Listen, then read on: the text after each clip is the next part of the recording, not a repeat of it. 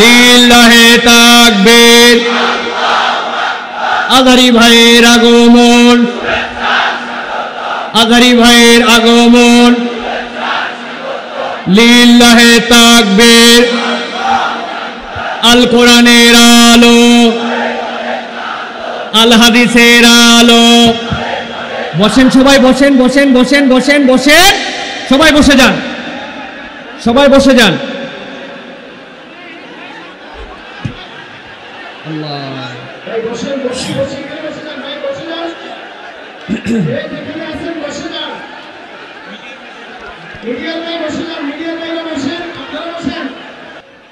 কাশিমপুরের ভাইরা মেহেরবানি করে যে যেখানে জায়গা পেয়েছেন বসে যান। আমি দেখতে পাচ্ছি আপনাদের কষ্ট হচ্ছে, ধারণ ক্ষমতার 4-5 গুণ বেশি লোক হওয়ার কারণে আপনাদের অনেক কষ্ট হচ্ছে আমি জানি, কিন্তু আপনারা সহযোগিতা না করলে আজকের আলোচনা কি করা যাবে? এখানে একজন মুরব্বী বাবা স্ট্রোক করার মতো অবস্থা হয়েছে, আমি দেখতে পাচ্ছি, সবাই বাতাস দিচ্ছে ওনাকে। তো দুর্ঘটনা ঘটে যাবে, এই লাখ লাখ মানুষের সমাবেশে যদি দুর্ঘটনা ঘটে যায়, কালকে পত্রিকায় বড় করে কভার করবে যে এখানে হতাহতের ঘটনা হয়েছে। বাংলাদেশে এই মাহফিলগুলোতে হতাহত হয়, দুর্ঘটনা ঘটে, মাহফিল বন্ধ। আমরা কি এরকম কোন ঘটনা ঘটাতে চাই? তাহলে গাজীপুরের ভাইয়েরা আজকে কি একটু দ্বীনের খাতিরে, কোরআনের মর্যাদার খাতিরে, এই তাফসিরুল কোরআনের পবিত্র মঞ্চের খাতিরে আজকের রাতের এই কিছু সময় কি আল্লাহর জন্য স্যাক্রিফাইস করা যাবে? 1 মিনিট সময় দিলাম আপনাদেরকে, 1 মিনিট। এই 1 মিনিটে পিন ড্রপ সাইলেন্ট হতে হবে, পিন পতন নীরবতা, একেবারে পিন পতন নীরবতা। আমি জানি গাজীপুরের লোকেরা খুবই সভ্য, ভদ্র, সিভিলাইজড, তারা খুবই সিভিলাইজড, তারা ডিসিপ্লিনকে মেনে চলে, নিয়ম নীতিকে পছন্দ করে, আইনকে পছন্দ করে। তার নমুনা আজকের মাহফিল আমি একটু দেখতে চাই। কোনো আওয়াজ হবে না, স্টেজ থেকে আওয়াজ করবেন না কেউ, বসেন বসেন। 1 মিনিট সময়, 1 মিনিট।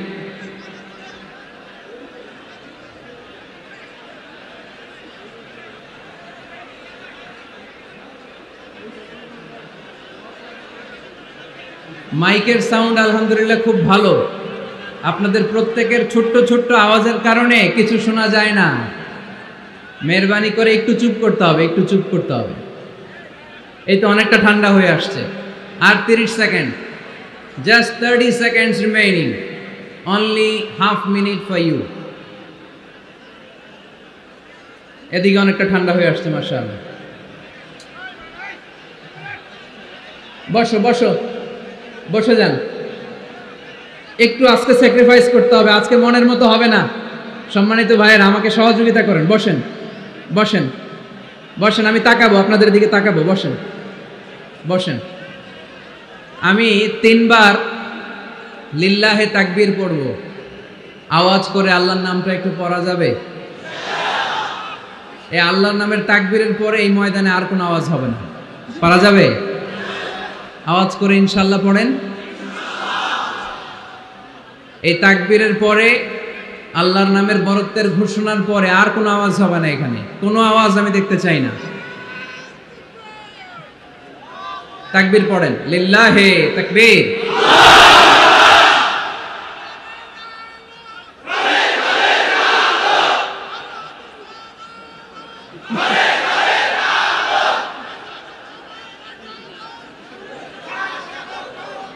আরো 2টা তাকবীর বাকি, পড়েন লিল্লাহে তাকবীর। শেষ তাকবীরটা পড়তে হবে আরো জোরে, এবং এই তাকবীরের পরই আমাদের আওয়াজ বন্ধ হয়ে যাবে, কোনো সাউন্ড করা যাবে না। এরপর আমরা সরাসরি আলোচনায় যাব। আওয়াজ করে পড়েন লিল্লাহে তাকবীর। আমরা আল্লাহর নামে আলোচনা শুরু করছি। সকল প্রশংসার মালিক কে? সকল ক্ষমতার উৎস কে? কেউ যেটা পারে না পারে কে? কেউ যেটা দেয় না দেয় কে?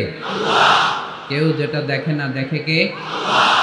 সে আল্লাহর জন্য আওয়াজ করে আমরা পড়ছি আলহামদুলিল্লাহ। সবাই পড়ি রব্বানা লাকাল হামদ হামদান কাসীরান তয়্যিবান মুবারাকান ফীহি ইয়া রাব্বি লাকাল হামদু কামা ইয়ানবাগি লিজালালি ওয়াজহিকা ওয়া আযীমি সুলতানিকা লাকাল হামদু বিল ঈমান লাকাল হামদু বিল ইসলাম লাকাল হামদু বিল কুরআন। আমরা প্রশংসা করলাম কার? সব সময় সব জায়গায় প্রশংসা করব কার? খাওয়ার সময়, ঘুমানোর সময়, ধাক্কাধাক্কি করার সময়। ধাক্কাধাক্কি আমরা খুব পছন্দ করি না? আমাদের হিউজ পপুলেশন, বিশাল জনসংখ্যা। বিষ্ণু ঈসা ইসলাম বলেছেন তাজাওয়াজু আল ওয়াদুদ আল ওয়ালুদ, রূপবতী গুণবতী যেই মেয়েকে দেখলে তোমার মায়া লাগে, ভালো লাগে, এমন মেয়ে দেখে বিয়ে করো। আর যেই মেয়ের সন্তান ধারণ ক্ষমতার শক্তি বেশি, এরকম মেয়ে দেখে বিয়ে করো, কারণ কিয়ামতের দিন আমি আমার উম্মতের আধিক্যতার কারণে গর্ব করব। এজন্য জনসংখ্যা কোনো সমস্যা নয়, তার প্রমাণ চায়না, ঠিক কিনা? চায়নায় জনসংখ্যা আমাদের চেয়ে বেশি না কম? কিন্তু তাদেরকে আমাদের মতো এত মাথা ব্যথা? এর কারণ জনসংখ্যাকে তারা জনশক্তিতে রূপান্তরিত করেছে, ঠিক কিনা? Population is not a problem at all, এটা কোনো সমস্যা নয় যদি এই জনসংখ্যাকে আমরা জনশক্তিতে রূপান্তরিত করতে পারি, ঠিক কিনা? গোটা বিশ্বে আমাদের বাংলাদেশের শ্রমিক ভাইয়েরা কাজ করে। It's our pleasure, we are proud of it. আমি প্রায় বলি আমরা দুই ধরনের ফাইটার পেয়েছি, দুই ধরনের যোদ্ধা আমাদের প্রিয় মাতৃভূমিকে হেফাজত করেছে। এক, ফ্রিডম ফাইটার মানে মুক্তিযোদ্ধা, যাদের ত্যাগের কারণে, বুকের তাজা রক্তের কারণে আমরা পেয়েছি এই লাল সবুজের পতাকা, ঠিক কিনা? আরেকটা ফাইটার আছে, তাদের নাম হচ্ছে রেমিটেন্স ফাইটার, মানে রেমিটেন্স যোদ্ধা। আমাদের প্রত্যেকের ঘরে এক দুইজন করে এরকম প্রবাসী আছে না নাই? তারা যদি দেশের বাইরে কোনো জায়গায় সুইপারের কাজও করে, মানে ঝাড়ুদারের কাজও করে, মালয়েশিয়াতে যদি 1000 রিঙ্গিটে যদি সে বেতন পায়, তার 20,000 টাকা আমার বাংলাদেশে ঢুকে। তাদের পাঠানো টাকায় সচল থাকে আমার বাংলাদেশের অর্থনীতি। এজন্য তাদের মর্যাদা আল্লাহর কাছে বেশি না কম? বিশ্বনবী সাল্লাল্লাহু আলাইহি ওয়াসাল্লাম শ্রমজীবী মানুষদেরকে বড় ভালোবাসতেন। শ্রমজীবী মানুষরা তার কাছে আশ্বস্ত পেত, এবং বিষ্ণু ঈসা ইসলাম এর হৃদয়টা তিনি শ্রমজীবীদের জন্য উজাড় করে রাখতেন। সুবহানাল্লাহ পড়েন। আহমদ বড় বিশ্বস্ত, সে কোন বন্ধু বল বেশি বিশ্বস্ত, সে কোন বন্ধু বল বড় বিশ্বস্ত, কার কাছে মন খুলে দেয়া যায়, কার কাছে প্রাণ খুলে বলা যায়, হওয়া যায় অতি আশ্বস্ত। তার নাম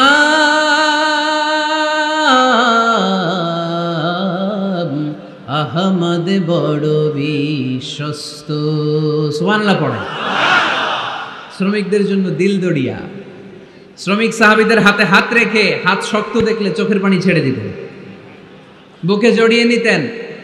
মুসাফা করলে ওই শ্রমিক সাহাবী বিশ্বনবীর হাত থেকে ওই শ্রমিকের হাত সরানোর আগ পর্যন্ত বিশ্বনবী নিজের হাত সরাতেন না। এজন্য যারা শ্রমজীবী তাদেরকে ভালোবাসে কে? তারা মুস্তাজাবুদ দাওয়া, তাদের দোয়া কবুল, কারণ তাদের ইনকামের মধ্যে কোনো ভেজাল নাই। দোয়া কবুল হওয়ার জন্য প্রথম শর্ত হচ্ছে তার ইনকাম হালাল হতে হবে। ইউর ইনকাম শুড বি 100% হালাল। আপনার ইনকামে যদি ঝামেলা থাকে, ভেজাল থাকে, আপনার দোয়া আল্লাহর কাছে কবুল হবে? এখানে আপনারা অনেকেই আছেন শ্রমজীবী, আছেন না? বিভিন্ন ফ্যাক্টরিতে কাজ করেন আশেপাশে, এরকম কারা কারা আসছেন দেখি? আলহামদুলিল্লাহ পড়েন, হাত নামান। ব্যক্তিগত ব্যবসা পরিচালনা করেন, এরকম কারা কারা দেখি? মাশাআল্লাহ মাশাআল্লাহ, আল্লাহ কবুল করো, হাত নামান।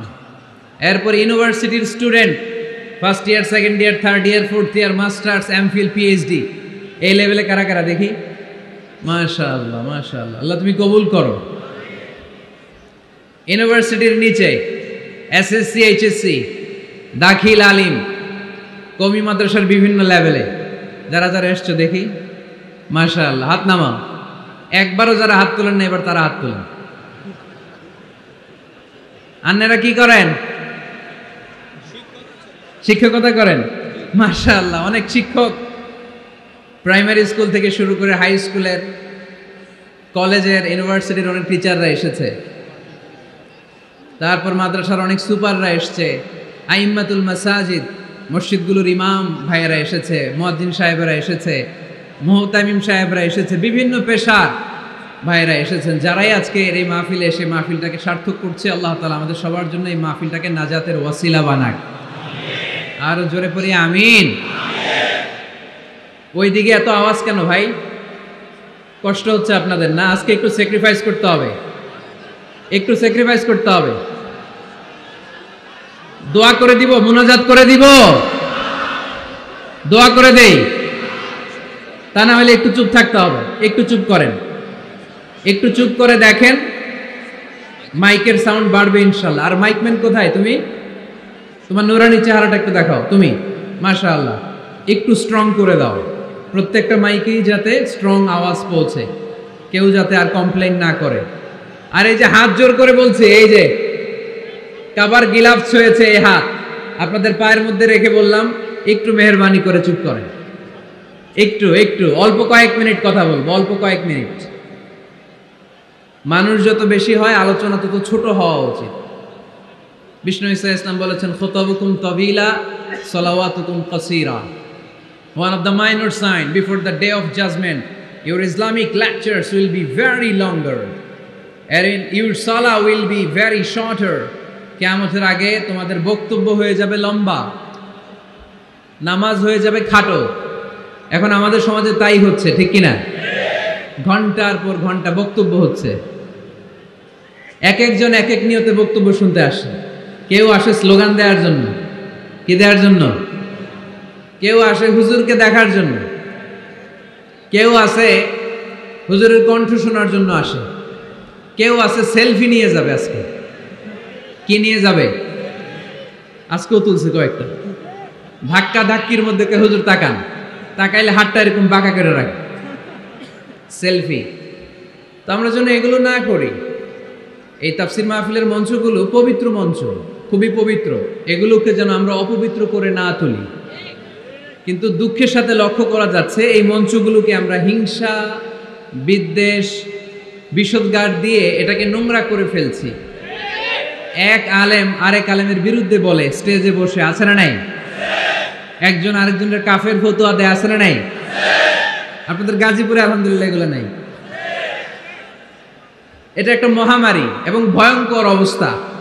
অন্যকে নিয়ে ব্যস্ত থাকা, অন্যকে সময় দেয়া। প্রিয় ভাইরা, স্রষ্টার দেয়া আমাদের জন্য সবচেয়ে দামি বিষয় হচ্ছে, আল্লাহর দেয়া সবচেয়ে দামি গিফট হচ্ছে আমাদের সময়।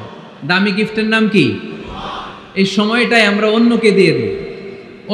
অন্যকে হিংসা করতে করতে এই দামি সময়গুলো নষ্ট করে ফেলে। এটা ঠিক না। আমারও অনেকে এদেশে কাফের বলে, আছে না নাই? আমি অবাক হয়ে যাই, এই কাফের কথা শুনতে এতগুলো আল্লাহর ওলি কি করে আসে? আমার বুঝে আসে না। এই কাফের কথা শোনার জন্য এরকম ধাক্কা ধাক্কি হয় কেন? আল্লাহ তুমি হেদায়েত দান করো। আমি শুধু আল্লাহর কাছে সাহায্য চাই আর আপনাদের দোয়া চাই। দোয়া করবেন, বদদোয়া দিবেন না তো আবার। আর কে আমারে কাফের বললো, কে কি ফতোয়া দিল, আই ডোন্ট কেয়ার, ওইদিকে আমি তাকাই না। এর কারণ পিছনের দিকে তাকানোর সময় আমার নাই। চিল্লা এখন ঠিক কিনা? সিংহ সিংহ একটা সিংহ ঘন্টায় ছুটতে পারে 90 কিলোমিটার বেগে। কত কিলোমিটার?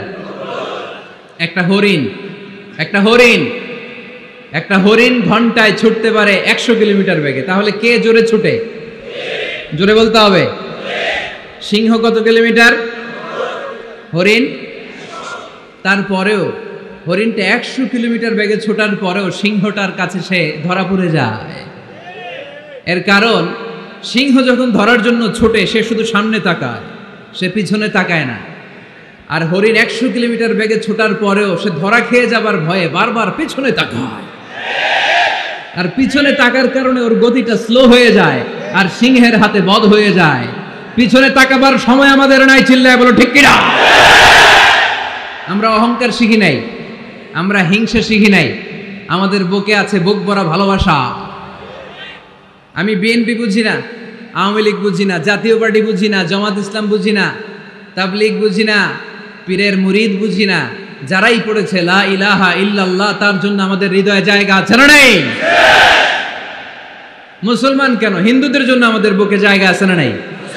হিন্দু ভাই যদি বলে আমি পড়বো আশহাদু আল্লা ইলাহা ইল্লাল্লাহ ওয়া আশহাদু আন্না মুহাম্মাদ রাসূলুল্লাহ, তার জন্য আমাদের দরজা খোলা আছে না নাই? This is the beauty of Islam. এটা ইসলামের সৌন্দর্য, এটা অনেকে বুঝতে চায় না। আল্লাহ আমাদেরকে সহি সমঝ দান করুক, আমরা পড়ি আমিন। হিংসা, বিদ্বেষ, অন্যের পিছু লেগে থাকা, গীবত করা, অন্যকে গালিগালাজ করা, অন্যকে কাফের মুশরিক বলে ফতুয়া দিয়ে এই পবিত্র মঞ্চগুলোকে নষ্ট হওয়া থেকে যেন আমরা বিরত থাকতে পারি। আওয়াজ করে পড়তে হবে আমিন। মাল্টিফ্যাবস লিমিটেডের উদ্যোগে কাশিমপুর স্কুল মাঠ, কাশিমপুর তো একটা কারাগার আছে না? কোন দিকে? বায়ে? আচ্ছা আচ্ছা, আলহামদুলিল্লাহ। ওনারা শুনতে পাচ্ছে নাকি? আচ্ছা আলহামদুলিল্লাহ। মাইক দেয় নাই? 80টা মাইক দিছেন? 80টা? তো যারা অসুস্থ এরা ঘুমাবে কেমনে এখন? আমি প্রায় বলি যে এই তাফসির মাহফিলগুলোর ট্রেডিশন আমাদেরকে পরিবর্তন করে দিতে হবে। বাইরে খুব বেশি মাইকের দরকার নাই, আর দিলেও রাত 11টা 11:30টার পরে আর না, এবং 11:30টার মধ্যে পারলে মাহফিল ক্লোজ করে দেয়া, যাতে করে 12টার মধ্যে যে সবাই ঘুমিয়ে আবার ফজরের নামাজ জামাতে পড়ার দরকার আছে না নাই? জামাতে পড়ার দরকার আছে। এগুলো আমাদের খেয়াল রাখা দরকার। অন্যকে কষ্ট দিয়ে কিছু করা যাবে না। অনেকের পরীক্ষা, অনেক ছেলে মেয়েদের আমি জানি যে ডিসেম্বর জানুয়ারিতে কি থাকে? পরীক্ষা। অনেকে অসুস্থ থাকে। আবার অনেক হিন্দু ভাইরা আছে, তাদেরকে জোর করে আমাদের তাফসির শোনানোর কোনো দরকার নাই। লা ইকরাহা ফিদ্দিন, দিনে জবরদস্তি নাই, বাড়াবাড়ি নাই। This is the beauty of Islam. এটাই ইসলামের সৌন্দর্য। আমরা ইসলামের সৌন্দর্যকে প্রকাশ করব। আমরা ন্যারো মাইন্ডেড হব না। আমাদের নবী কি ন্যারো মাইন্ডেড ছিলেন না ব্রড মাইন্ডেড ছিলেন? আমরাও ব্রড মাইন্ডেড হব। রাজি আছেন তো সবাই? আল্লাহ তুমি তৌফিক দাও। শুকরিয়া, আমাকে রেখেছেন প্রধান আলোচক। আমার আগে কথা বলেছে হাফেজ মাওলানা মুফতি সাইফুজ্জামান ভাই, কথা বলেছেন মাওলানা মুফতি মাসুম বিন সিরাজ ভাই, কথা বলেছেন মাওলানা কারি আব্দুল হাই মোহাম্মদ সাইফুল্লাহ আল হুসাইনি। আমার আগেই যিনি কথা বলেছেন চমৎকার আলোচনা করে, ঠিক কিনা? ডক্টর আব্দুল্লাহ জাহাঙ্গীর আলাইহি রাহমা, ওনার সুযোগ্য ছাত্র, যেমন শিক্ষক তেমন ছাত্র। বাপকা বেটা সিপাহী কা ঘোড়া কুছ না হতো থোড়া থোড়া। ডক্টর আব্দুল্লাহ জাহাঙ্গীরের থোড়া থোড়া পেলেই আমাদের সাইফুল্লাহ ভাইয়ের জীবনটাকে উজালা করে দিবে কে? অসাধারণ আলোচনা করে। জুমার মিম্বারে বসে বসে কন্টেম্পোরারি ইস্যু নিয়ে কথা বলে। This should be the uppermost quality of a খতিব। একজন খতিবের কোয়ালিটি তো এমন হবে, সমাজে কন্টেম্পোরারি এখন কি যাচ্ছে এগুলো নিয়ে কথা বলা। মুসলিম উম্মায় আমাদের কি ক্রাইসিস, আমাদের কি সংকট, এই সংকট থেকে উত্তরণের উপায় কি, এগুলো জুমার মিম্বার থেকে ঘোষণা আসার দরকার আছে না নেই? আমাদের আব্দুল হাই মোহাম্মদ সাইফুল্লাহ ভাই এই কন্টেম্পোরারি বিষয়গুলো নিয়ে কথা বলে। আমরা তার জন্য দোয়া করি, আমার ভাই যেন আরো চমৎকার কথা আমাদেরকে উপহার দিতে পারে। আল্লাহ তুমি তৌফিক দাও। প্রধান অতিথি আলহাজ মহিউদ্দিন ফারুকি, চেয়ারম্যান মাল্টিফ্যাবস লিমিটেড। ভাই আপনি, আপনার বাবা, উনি সিঙ্গাপুরে আছে না? অনেক অসুস্থ, ভাইজান দোয়া চেয়েছে, আমরা ওনার জন্য দোয়া করি আল্লাহ যেন ওনাকে তাড়াতাড়ি সুস্থ করে দেয়। আজকের প্রোগ্রামের সভাপতি হচ্ছে আলহাজ মীর আসাদুজ্জামান তুলা ভাই আসছে দেশের বাইরে, কাউন্সিলর 6 নং ওয়ার্ড গাজীপুর মহানগর গাজীপুর। তারপর ভাইয়ের নামটা ভুলে গেলাম, ফারুকি, পরিচালক মাল্টিফ্যাবস লিমিটেড। আছেন হাফেজ মাওলানা মাসুম বিল্লাহ, আছে জনাব আব্দুল কুদ্দুস। যারাই এই প্রোগ্রামের জন্য কষ্ট করেছেন তাদের সবাইকে আল্লাহ জাযা খায়ের দান করুক, আমরা সবাই পড়ি আমিন। গতকাল রাতে আপনাদের মাননীয় মন্ত্রী মহোদয়ের সাথে আমার ফোন আলাপ হয়েছে, খুব সম্ভবত মুক্তিযুদ্ধ বিষয়ক মন্ত্রী আ.ক.ম. মুজাম্মেল হক সাহেব, খুব ভালো মানুষ। আমি আবার এখন গ্রিন সিগন্যাল না পেলে কোথাও যাই না, মাইকের আওয়াজ যায় না। Okay okay, let me handle the issue. কিরে ভাই, তোমার নাম কি? সম্মানিত সুধী, আমি চাইব অল্প কয়েক মিনিট যতক্ষণ কথা বলি আপনাদের কান দুটো খরগোশের মতো খাড়া করে আমার দিকে রাখতে হবে। পারা যাবে? মাশাআল্লাহ। আমাকে আলোচনার সুন্দর একটা বিষয় দেয়া হয়েছে, সূরা জুমআ আয়াত 10। হয়েছে কি ইয়েস নাকি নো?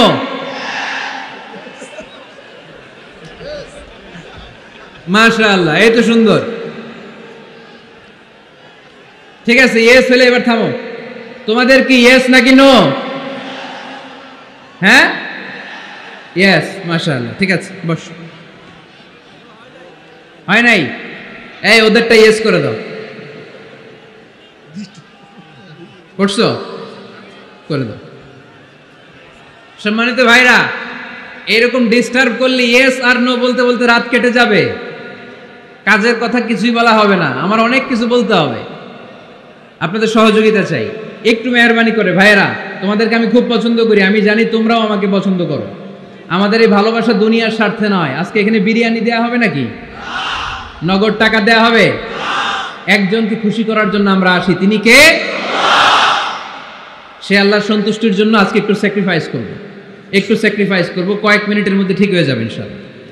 আমাকে আমাদের ডাক্তার মেজবা ফারুকি ভাই অনেকদিন আগ থেকে ফোন আলাপ হয়, কথা বলে, একটা বিষয় দিয়েছে উনি, সূরা জুমআ আয়াত 10, এবং এই টপিকটা নিয়ে আমি কথা বলতে চাই। প্রতিটি জেলায় জেলায় যেখানে আল্লাহ তাআলা আমাদেরকে কাজের প্রতি উৎসাহিত করেছে, খেটে খাওয়ার জন্য উৎসাহিত করেছে, আমরা বসে বসে খেতে চাই না, আমরা কারো বোঝা হতে চাই না, আমরা নিজের পায়ে দাঁড়াতে চাই।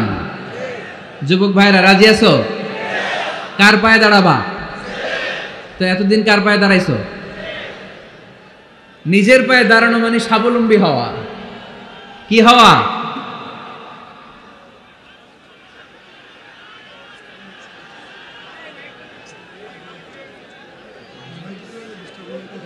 এই মাইকের সমস্যার কারণে আমাদের মাহফিলগুলো মাইর খেয়ে গেল। কনসার্টে শুনছেন মাইকের সমস্যা? তারপর যেখানে গান বাজনা হয় মাইকের সমস্যা শুনছেন? লাফায় লাফায় জিকির করে ওইখানে মাইকের সমস্যা শুনছেন? আমাদের কোরআনের তাফসিরগুলোতে মাইকের সমস্যা।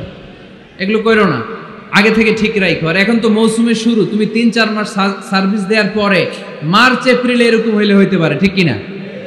বছরের শুরুতেই যদি এরকম হয় তাহলে তো সর্বনাশ। আর মাইকম্যান ঠিক করতেছে, বারবার আমার বা ওর দৃষ্টি আকর্ষণ করা যাবে না, একটু চুপ থাকতে হবে। তো আমরা নিজের পায়ে দাঁড়াতে চাই। কার পায়ে? আমরা স্বাবলম্বী হতে চাই। কি হতে চাই? কাজ করার অনেক সুযোগ আছে। Just you have to generate new ideas, priceless ideas, you have to generate this. আপনাকে নতুন নতুন আইডিয়া দিতে হবে। নতুন নতুন আইডিয়া দিলেই আপনি মার্কেটে হিট করে ফেলবেন। আজকে সব গোমর ফাঁস করে দিয়ে গেলাম। কোটিপতি আর মিলিয়নিয়ার, বিলিয়নিয়ার হালাল পন্থায় যারা হতে চাও, your job is just produce new idea. নতুন নতুন কি লাগবে? আইডিয়া লাগবে। আইডিয়ার অনেক দাম। এই যে কিছুদিন আগে উবার নামে একটা কোম্পানির নাম শুনেছো তোমরা? কি নাম? গাজীপুরে চলে, শুধু শহরে না, ঢাকায়। আমি ওদের ব্যাপারে একটা রিপোর্ট পড়ে অবাক হয়েছি। এই উবারের কোনো পুঁজিপাতি কিছু নাই, ওদের কিছু অফিস আর স্টাফ। মানুষের গাড়ি দিয়ে ওরা ব্যবসা করে। মানে কইয়ের তেল দিয়ে কি ভাজে? কই ভাজে। এটাও বুঝেন আপনারা? কইয়ের তেল দিয়ে কই ভাজা। ওরা just they launch a company and they set up some staff, company আছে, স্টাফ আছে, আর একটা মোবাইল অ্যাপস আছে। এই মোবাইল অ্যাপসের মধ্যে দিয়ে where you intend to go, কোথায় যেতে চান লিখবেন, কোন জায়গা থেকে যেতে চান লিখবেন, গাড়ি এসে হাজির। আপনি টাকা পে করে দিবেন, ওই টাকার একটা পার্সেন্টেজ ওই কোম্পানির মধ্যে চলে যাবে। What an idea! সারা বিশ্বে এখন শুরু হয়েছে। আমেরিকার সান ফ্রান্সিসকো একটা স্টেট আছে, সেখান থেকে তারা এই উবারের কার্যক্রম শুরু করেছে। 775টা শহরে উবারের এই অপারেশন কার্যক্রম চালু হয়েছে। 63টা দেশে ওদের সেন্টার আছে। আমাদের ঢাকাতেও আছে না নাই? আমি অবাক হলাম, 2018 সালে ওদের প্রফিট, ওদের রেভিনিউ হচ্ছে $11.27 billion $, $11.27 billion. Could you imagine that? আপনি কি কল্পনা করতে পারেন? বসে বসে অন্যের গাড়ি দিয়ে, অন্যের মাল সামান দিয়ে, অন্যকে ঘাটিয়ে কোটি কোটি টাকার ব্যবসা। তারপরে এই যে আমাদের প্রত্যেকের একটা অ্যাকাউন্ট আছে এক জায়গায়, কি নাম? কি বুক? কি বুক? সবাই জানেন? হুজুর আপনারও আছে?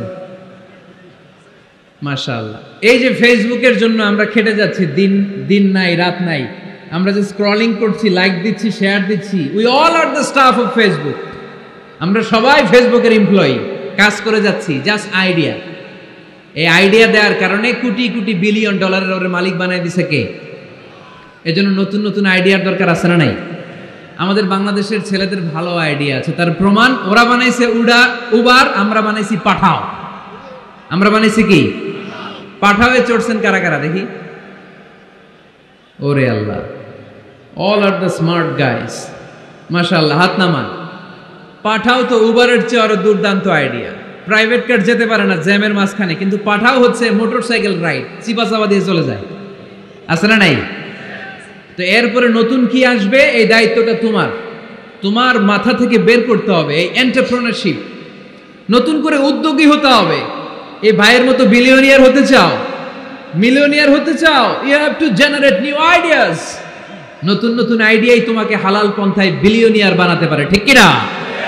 আত-তাজিরা সাদুকুল আমিন মা'আন নাবিয়্যিন ওয়াস সিদ্দীকিন ওয়াশ শুহাদাই ওয়াস সালিহিন। আমানতদার, সত্যবাদী ব্যবসায়ী কিয়ামতের দিন নবীদের সাথে, শাহীদদের সাথে, সিদ্দীকিনদের সাথে, সৎ কর্মশীল ব্যক্তিদের সাথে দাঁড়িয়ে যাবে। চিৎকার করে পড়েন সুবহানাল্লাহ। এজন্য নতুন নতুন যত আইডিয়া আছে এগুলো আমাদের মাথা থেকে বের করতে হবে, তাহলেই আমাদের ব্যবসায় বরকত দিবে কে? সম্মানিত সুধী, তাই বলছিলাম আমরা নিজের পায়ে দাঁড়াতে চাই, আমরা কিছু করে দেখাতে চাই, আমরা স্বাবলম্বী হতে চাই। পরিশ্রম করতে হবে, পরিশ্রমের কোনো বিকল্প নেই। There is no alternative way to struggle. Struggle তোমাকে করতেই হবে। কেউ তোমার জন্য স্পেস তৈরি করে দিবে না। এই পৃথিবীতে কেউ কাউকে জায়গা দেয় না, এই পৃথিবীতে এসে জায়গা করে নিতে হয়। চিৎকার দিয়ে বলো ঠিক কিনা? হুঙ্কার দিয়ে পৃথিবীবাসীকে জানিয়ে দিতে হয় আমি এসেছি। মায়ের পেট থেকে যখন আমরা বেরোই, আমরা কি বলি? ওয়াও ওয়াও বলে নিজের অস্তিত্বের জানান দেই যে আমি এসেছি, এই পৃথিবীতে আমি জায়গা করে নিতে এসেছি। Life is not a bed of roses. এই পৃথিবী ফুলের বিছানো সজ্জা নয়। এখানে কষ্ট করতে হবে, পরিশ্রম করতে হবে, ঘাম ঝরাতে হবে। পরিশ্রমের ঘামে যে লোনা পানি থাকে, ওই লোনা পানিতে জন্ম নেয় সফলতার বীজ। এজন্য পরিশ্রম করতে হবে। সব নবীরা পরিশ্রমী ছিলেন, সব নবীরা কাজ করেছেন।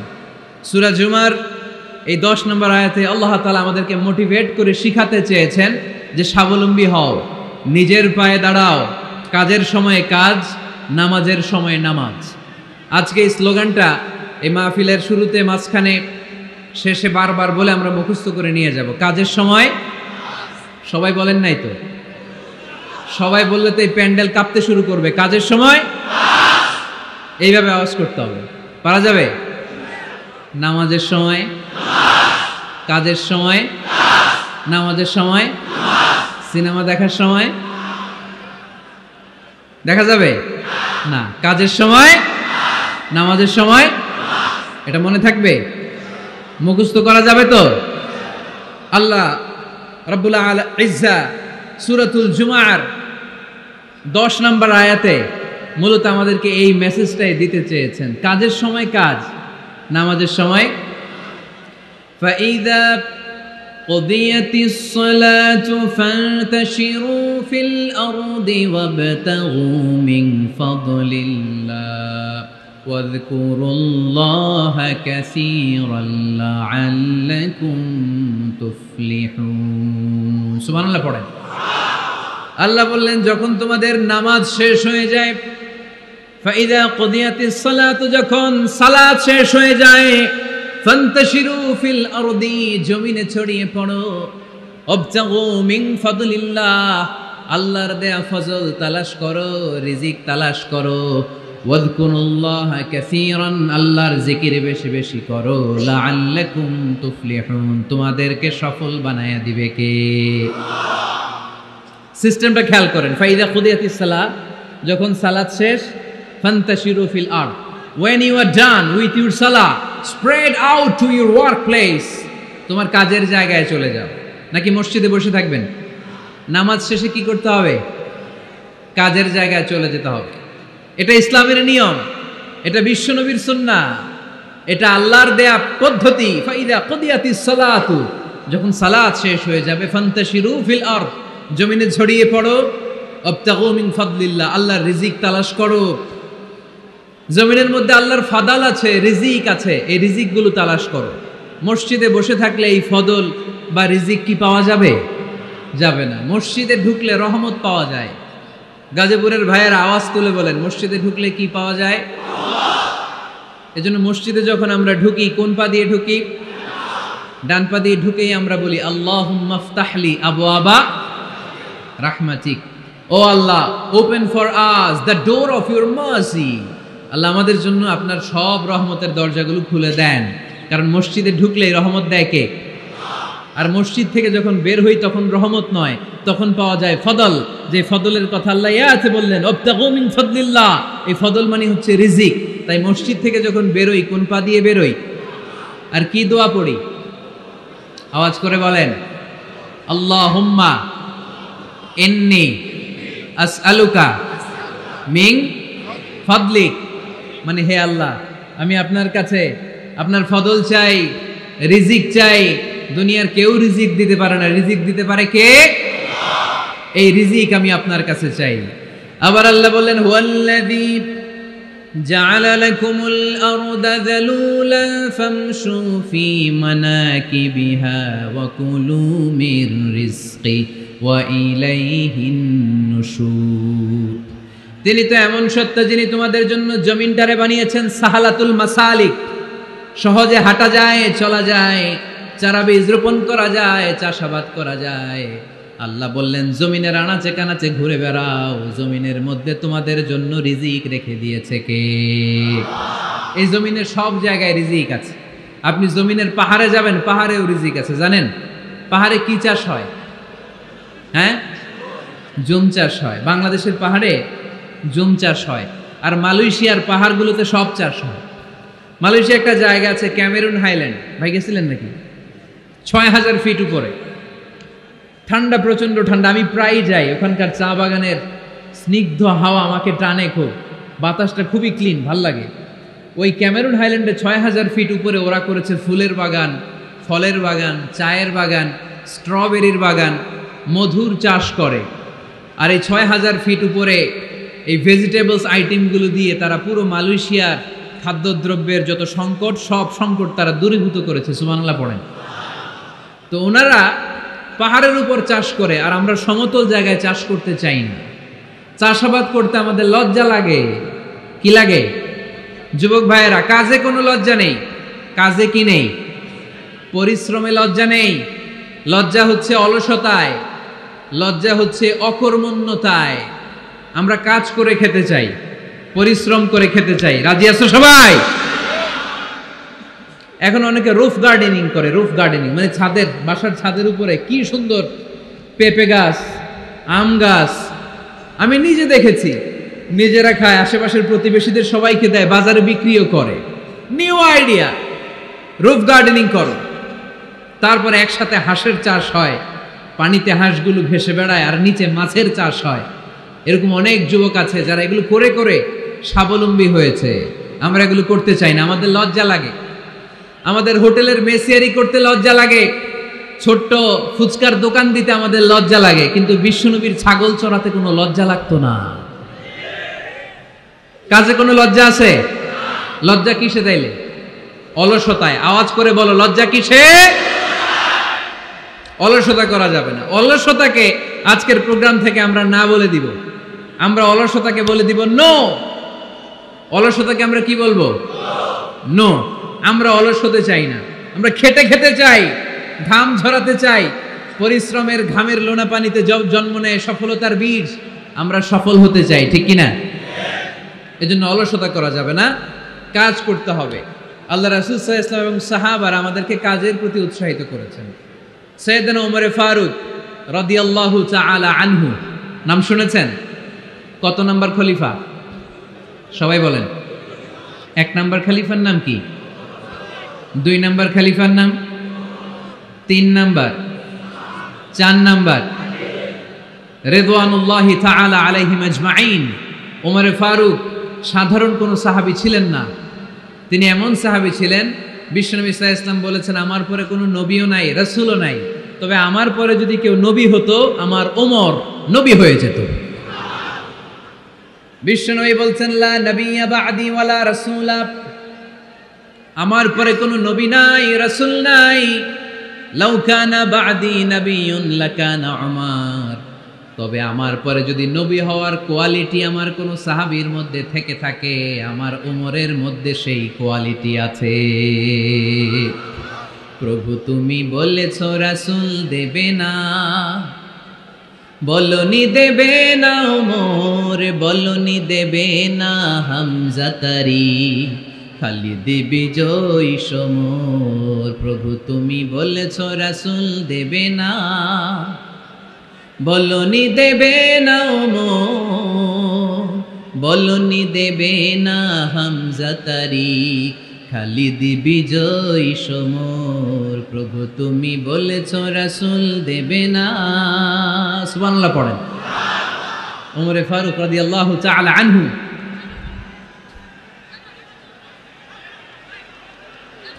ভাইজান দোয়া করে দিই, কষ্ট হচ্ছে অনেক।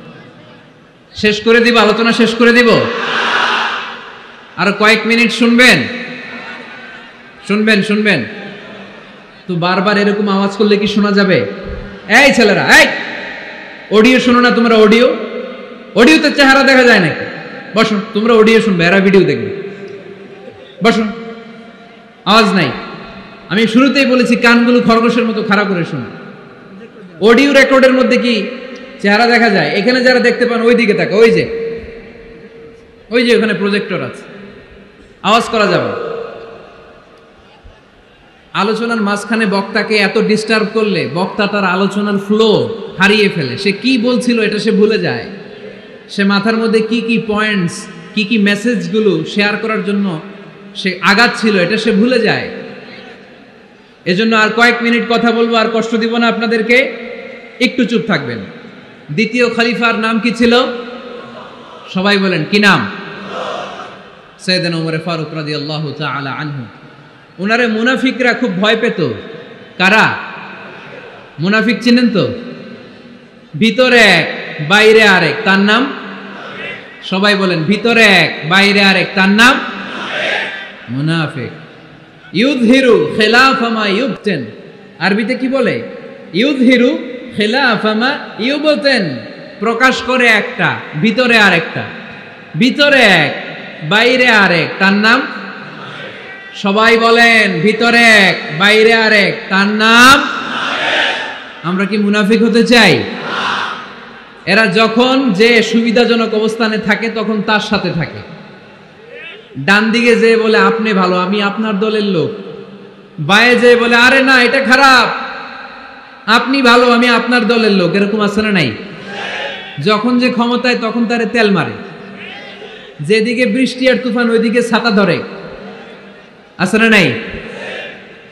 বাংলাদেশে একটা গান চলছিল কিছুদিন, শুনতাম, মধু হই হই বিষ হাবাইলা। সূরাতুল মুনাফিকুনের তাফসীর বোঝানোর জন্য এটা আমার জন্য খুব সহজ ছিল। মধু হই হই বিষ হাবাইলা। বলে মধু, বলে কি? বাটির মধ্যে নিয়ে আসছে, বলে এটা মধু, বলে কি? আসলে এটা কি? জোরে বলেন। আমরা কি মুনাফিক হতে চাই? না। আমরা কি হতে চাই? মুনাফিকরা হচ্ছে এদিকেও যায় না, আবার ওদিকেও যায় না। মুযাবযাবিন, they all the time long in dilemma, they don't know where to go, they don't know where to proceed, কোন দিকে যাবে জানে না, ডানেও না বাঁয়েও না, নেহি এদার নেহি ওদার, দারমিয়ান মে সাদার বাদার। এরকম আছে না? উপর দিয়া ফিটফাট, ভিতর দিয়া সদরঘাট। সদরঘাট এখনো ফিটফাট হয় নাই। তো এই মুনাফিকের অবস্থা হচ্ছে উপরে ফিটফাট, ভিতরে সদরঘাট। আমরা কি মুনাফিক হতে চাই? কি হতে চাই? মুমিন হতে চাই। এই মুনাফিকের দলগুলো মদিনাতুল মুনাওয়ারাতে ওমরে ফারুককে খুব ভয় পেত। ওমরে ফারুককে দেখলে তারা থারথার করে কাঁপতো। শুধু মুনাফিকরাই নয়, খোদ ইবলিস শয়তানও সাইয়েদনা ওমরে ফারুককে দেখলে ভয় পেত। আমরা আমাদের ছেলে মেয়েদেরকে যদি খাবার না খায়, আমরা কি বলি? আম্মু খাবার খাও। কি আসবে? ভূত আসবে, বিড়াল আসবে, বাঘ আসবে। এগুলো গাজীপুরে বলে না বোধহয়। আপনাদের ছোট্ট মেয়েটা যদি রাত্রে খেতে না চায়, আপনারা লোকমা তুলে কি বলেন? এই তাড়াতাড়ি খাও। কি আসবে? ভূত, ভূত আসবে। তো মদিনার সমাজে মদিনার ছোট্ট কচিকাচা সোনারমণিরাও রাতে খেতে চাইতো না।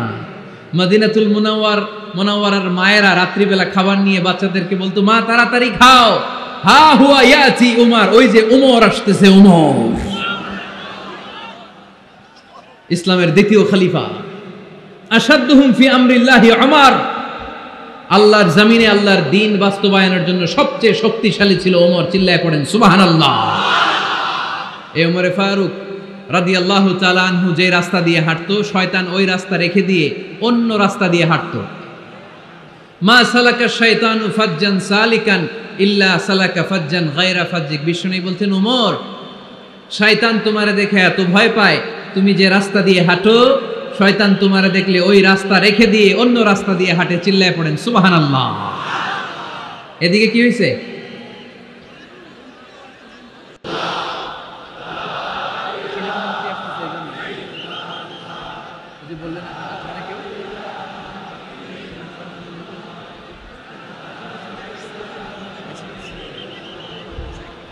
লা ইলাহা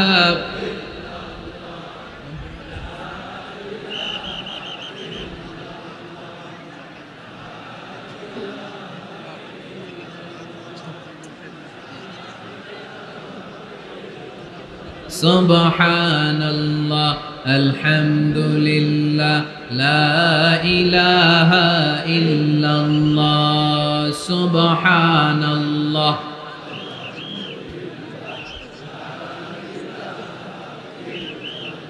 আল্লাহ নামের জিকির করবে যারা, আল্লাহর কাছে প্রিয় তারা।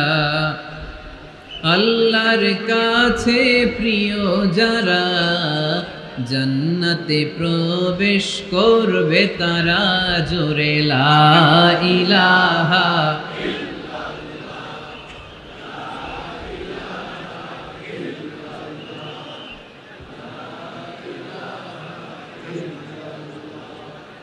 লা ইলাহা ইল্লাল্লাহ লা ইলাহা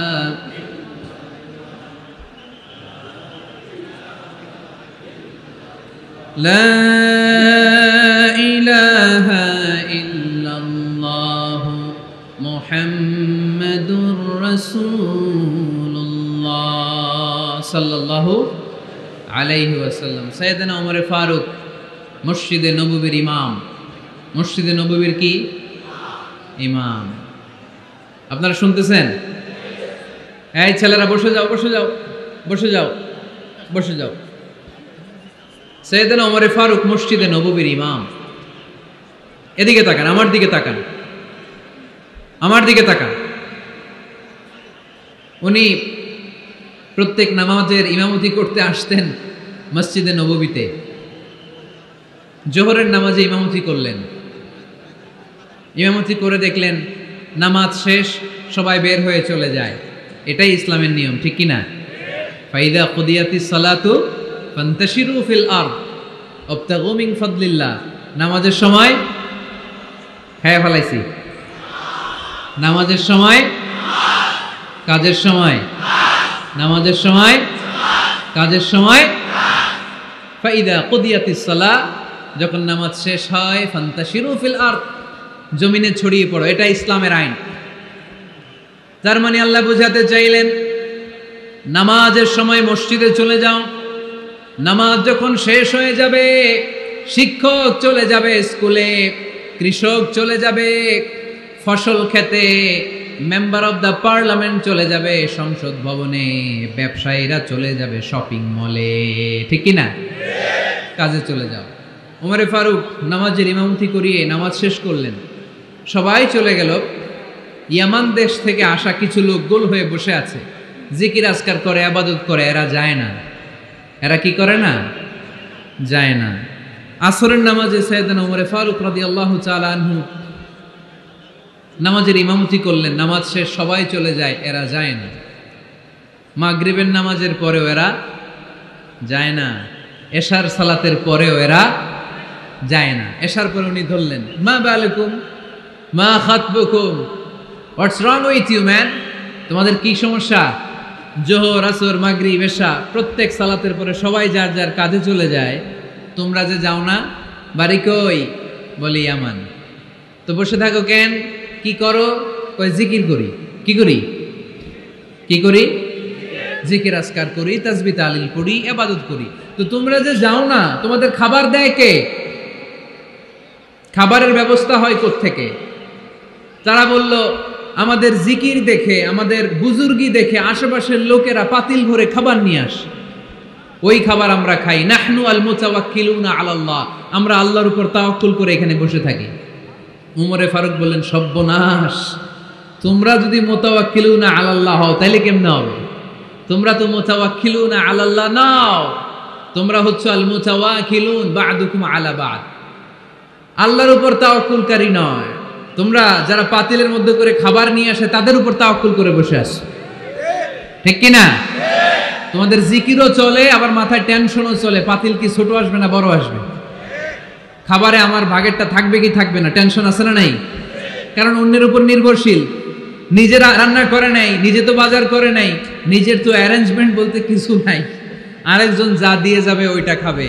উমরে ফারুক বুঝালেন, আরে বোকা, এটারে তাওয়াক্কুল বলে না। তোমার সাধ্যে যতটুকু আছে তার সবটুকুন করার পরে তুমি তাওয়াক্কুল করবে একজনের উপর, তিনি কে? এক সাহাবী বললেন, ইয়া রাসূলুল্লাহ, ইয়া হাবিবাল্লাহ সাল্লাল্লাহু আলাইহি ওয়াসাল্লাম, আমি অনেক দূর থেকে সফর করে এসেছি, এই যে আমার ওটের রশিটা, এটা ছেড়ে দিয়ে যদি আমি ঘুমিয়ে যাই, আল্লাহর উপর তাওয়াক্কুল করি, আমার ওটটা বসে থাকবে নাকি? বিষ্ণু বললেন, না, এটারে তাওয়াক্কুল বলে না। ওটের রশি রেখে দিয়ে ঘুমাইলে তোমার ওট দৌড় দিবে। এ আকিলহা সুম্মা তাওয়াক্কাল আলাল্লাহ, ওটের রশিটা আগে দড়ি দিয়ে ভালো করে গাছের সাথে বাঁধো, তারপরে তাওয়াক্কুল করবা একজনের উপর, তিনি কে? আগে বাঁধতে হবে, তারপরে তাওয়াক্কুল, আগে কাজ করতে হবে, তারপরে তাওয়াক্কুল। এক লোক বড় হুজুরের কাছে দোয়া চাইছে, হুজুর আপনি দোয়া করবেন আল্লাহ যেন আমার একটা ছেলে সন্তান দেয়। কি দেয়? কথা বুঝে নাই বোধহয়। কি দেয়? ছেলে সন্তান দেয়। তো হুজুর অনেক দোয়া করে দিছে, বড় হুজুর, আল্লাহ তারে তুমি ছেলে সন্তান দিও। তো ছেলে সন্তান হয় নাই। তার পরের বছর এসে আবার হাজির, হুজুর একটু দোয়া করেন আমার জন্য আল্লাহ একটা ছেলে সন্তান দেয়। হুজুর আবার দোয়া করলেন, কিন্তু ছেলে আর হয় নাই। পরের বছর এসে আবার হাজির, হুজুর একটু দোয়া করেন। কি দোয়া করবো বাপ? বলে হুজুর দোয়া করেন আল্লাহ যেন আমার একটা ছেলে সন্তান দেয়। হুজুর আবার দোয়া করলেন। এর পরের বছর এসে আবার হাজির, কয় হুজুর ছেলে সন্তান। হুজুরকে ঘটনা কি? ঘটনা কি? এর সন্তান হয় না কেন? বললো বাবা তুমি কি বিয়ে করছো? কয় না। তো বেটা বিয়ে না করলে তো সন্তান হবে কোত্থেকে? আগে তো বিয়ের পর্বটা সার, তারপরে তাওয়াক্কুল করবি কার উপর? বিষ্ণু বললেন, তাগদু খিমাসান তারুহু বিতানান, পাখিগুলোর মতো যদি সকালবেলা তাওয়াক্কুল করে বের হয়ে যাও, প্রতিটা পাখি, আপনাদের গাজীপুর এলাকায় পাখির বাসা আছে নাকি? কি পাখি আছে? বাবুই পাখি, হ্যাঁ কি পাখি? সব আছে। তো এই পাখিগুলো এই গাজীপুরের বিভিন্ন গাছপালার উপরে যে নিড় বানিয়েছে বাসা, দেখবেন সকাল বেলায় এই পাখিগুলো আল্লাহর উপর তাওয়াক্কুল করে বের হয়ে যায়। এই পাখিগুলো জানে কোন জায়গায় ওর রিজিক আছে। এই পাখিগুলোর রিজিকের ব্যবস্থা করলো কে? সারাদিন শেষে পাখিগুলো আবার ওদর পূর্তি করে পাখিগুলোর নিড়ে ফিরিয়ে দেয় কে? জানে না কোথায় খাবার আছে। আমাদের ফ্রিজ আছে, ফ্রিজ, ডিপ ফ্রিজ, 7 দিনের বাজার করে ডিপ ফ্রিজের মধ্যে খাবার রেখে দেই। পাখিদের ডিপ ফ্রিজ আছে নাকি? আমাদের টাকা বেশি ঘরের মধ্যে হয়ে গেলে ব্যাংকের মধ্যে অ্যাকাউন্টে ফেলে দিয়ে আসি। পাখিদের কোনো ব্যাংক অ্যাকাউন্ট আছে নাকি? তারুহু তাকদু খিমাসান তারুহু বিতানান, সকালবেলা পাখিগুলো কিচির মিচির আল্লাহর জিকির করে বের হয়ে যায়। বিকেলবেলা প্রতিটা পাখির পেটে খাবার দিয়ে আবার ফিরিয়ে দেয় কে? এটার নাম তাওয়াক্কুল। ওমরে ফারুক বললেন, তোমরা যা করছো এটা তাওয়াক্কুল নয়। নামাজের পরে বের হয়ে যাবা, আল্লাহর জমিন যে আবাদ করবা, কৃষি কাজ করবা, ব্যবসা করবা, বাণিজ্য করবা, চাকরি করবা, আবার নামাজের সময় ঘরে আসবা। এর মাধ্যমে তোমার ঘরে যে হালাল রিজিকের ব্যবস্থা আল্লাহ করে দিবে, এটার নাম হলো তাওয়াক্কুল। পড়েন সুবহানাল্লাহ। গোটা জমিনটা আমাদের, গোটা জমিন আমাদের জন্য আল্লাহ দিয়েছেন। যেখানে যাবেন রিজিকের ব্যবস্থা আছে না নাই? আপনাদেরকে শোনাইছি না যে বাংলাদেশের পাহাড়ে কি চাষ হয়? ওখানে জুম রেখেছে আল্লাহ। মালয়েশিয়ার ক্যামেরুন হাইল্যান্ডে আল্লাহ ফলের বাগান, ফুলের বাগান রেখেছে। আবার আপনি সাগরের মধ্যে নামলে রিজিক আছে না নাই? কি আছে? মাছ। সুবহানাল্লাহ কইবেন না? ওয়ালাকাদ কাররামনা বনি আদম ফাহামালনাহুম ফিল বাররি ওয়াল বাহরি ওয়া রাযাকনাহুম মিনাত তাইয়্যিবাত। রব্বুল আলামিন বলেন, আমি পুরো বনি আদমকে সম্মানিত করেছি। জলে স্থলে সব জায়গায় মানব জাতিকে বিচরণের সুযোগ করে দিয়েছি। আর মানুষের জন্য আমি আল্লাহ হালাল রিজিকের ব্যবস্থা করেছি। সুবহানাল্লাহ পড়েন। হালাল রিজিকের ব্যবস্থা আল্লাহ করেছেন। এজন্য everyone should be energetic, everyone should be active. আমাদেরকে অ্যাক্টিভ হতে হবে, এনার্জেটিক হতে হবে। শ্রম করে করে, কষ্ট করে করে আমাদেরকে আগাতে হবে। স্রষ্টা আমাদেরকে একটা যুদ্ধে ঠেলে দিয়েছেন, সংগ্রাম করে করে আমাদেরকে বেঁচে থাকতে হয়, ঠিক কিনা? এই জমিনে যখন আমরা এসেছি তখনই আমি সংগ্রাম করেছি। বিশ্বাস করেন, একজন স্বামীর 1 ফোঁটা বীর্যের মধ্যে যদি 20 কোটি শুক্রাণু না থাকে, কয় কোটি? আরো জোরে। 20 কোটি শুক্রাণু যদি না থাকে, 20 কোটি বা 2 কোটি শুক্রাণু যদি না থাকে, তাহলে ওই শুক্রাণু থেকে কোনো মানব সন্তান মায়ের পেটে জন্ম নেয় না। তাহলে চিন্তা করেন, ওই 20 কোটি শুক্রাণুর মধ্যে আমি একটা শুক্রাণু, ঠিক কিনা?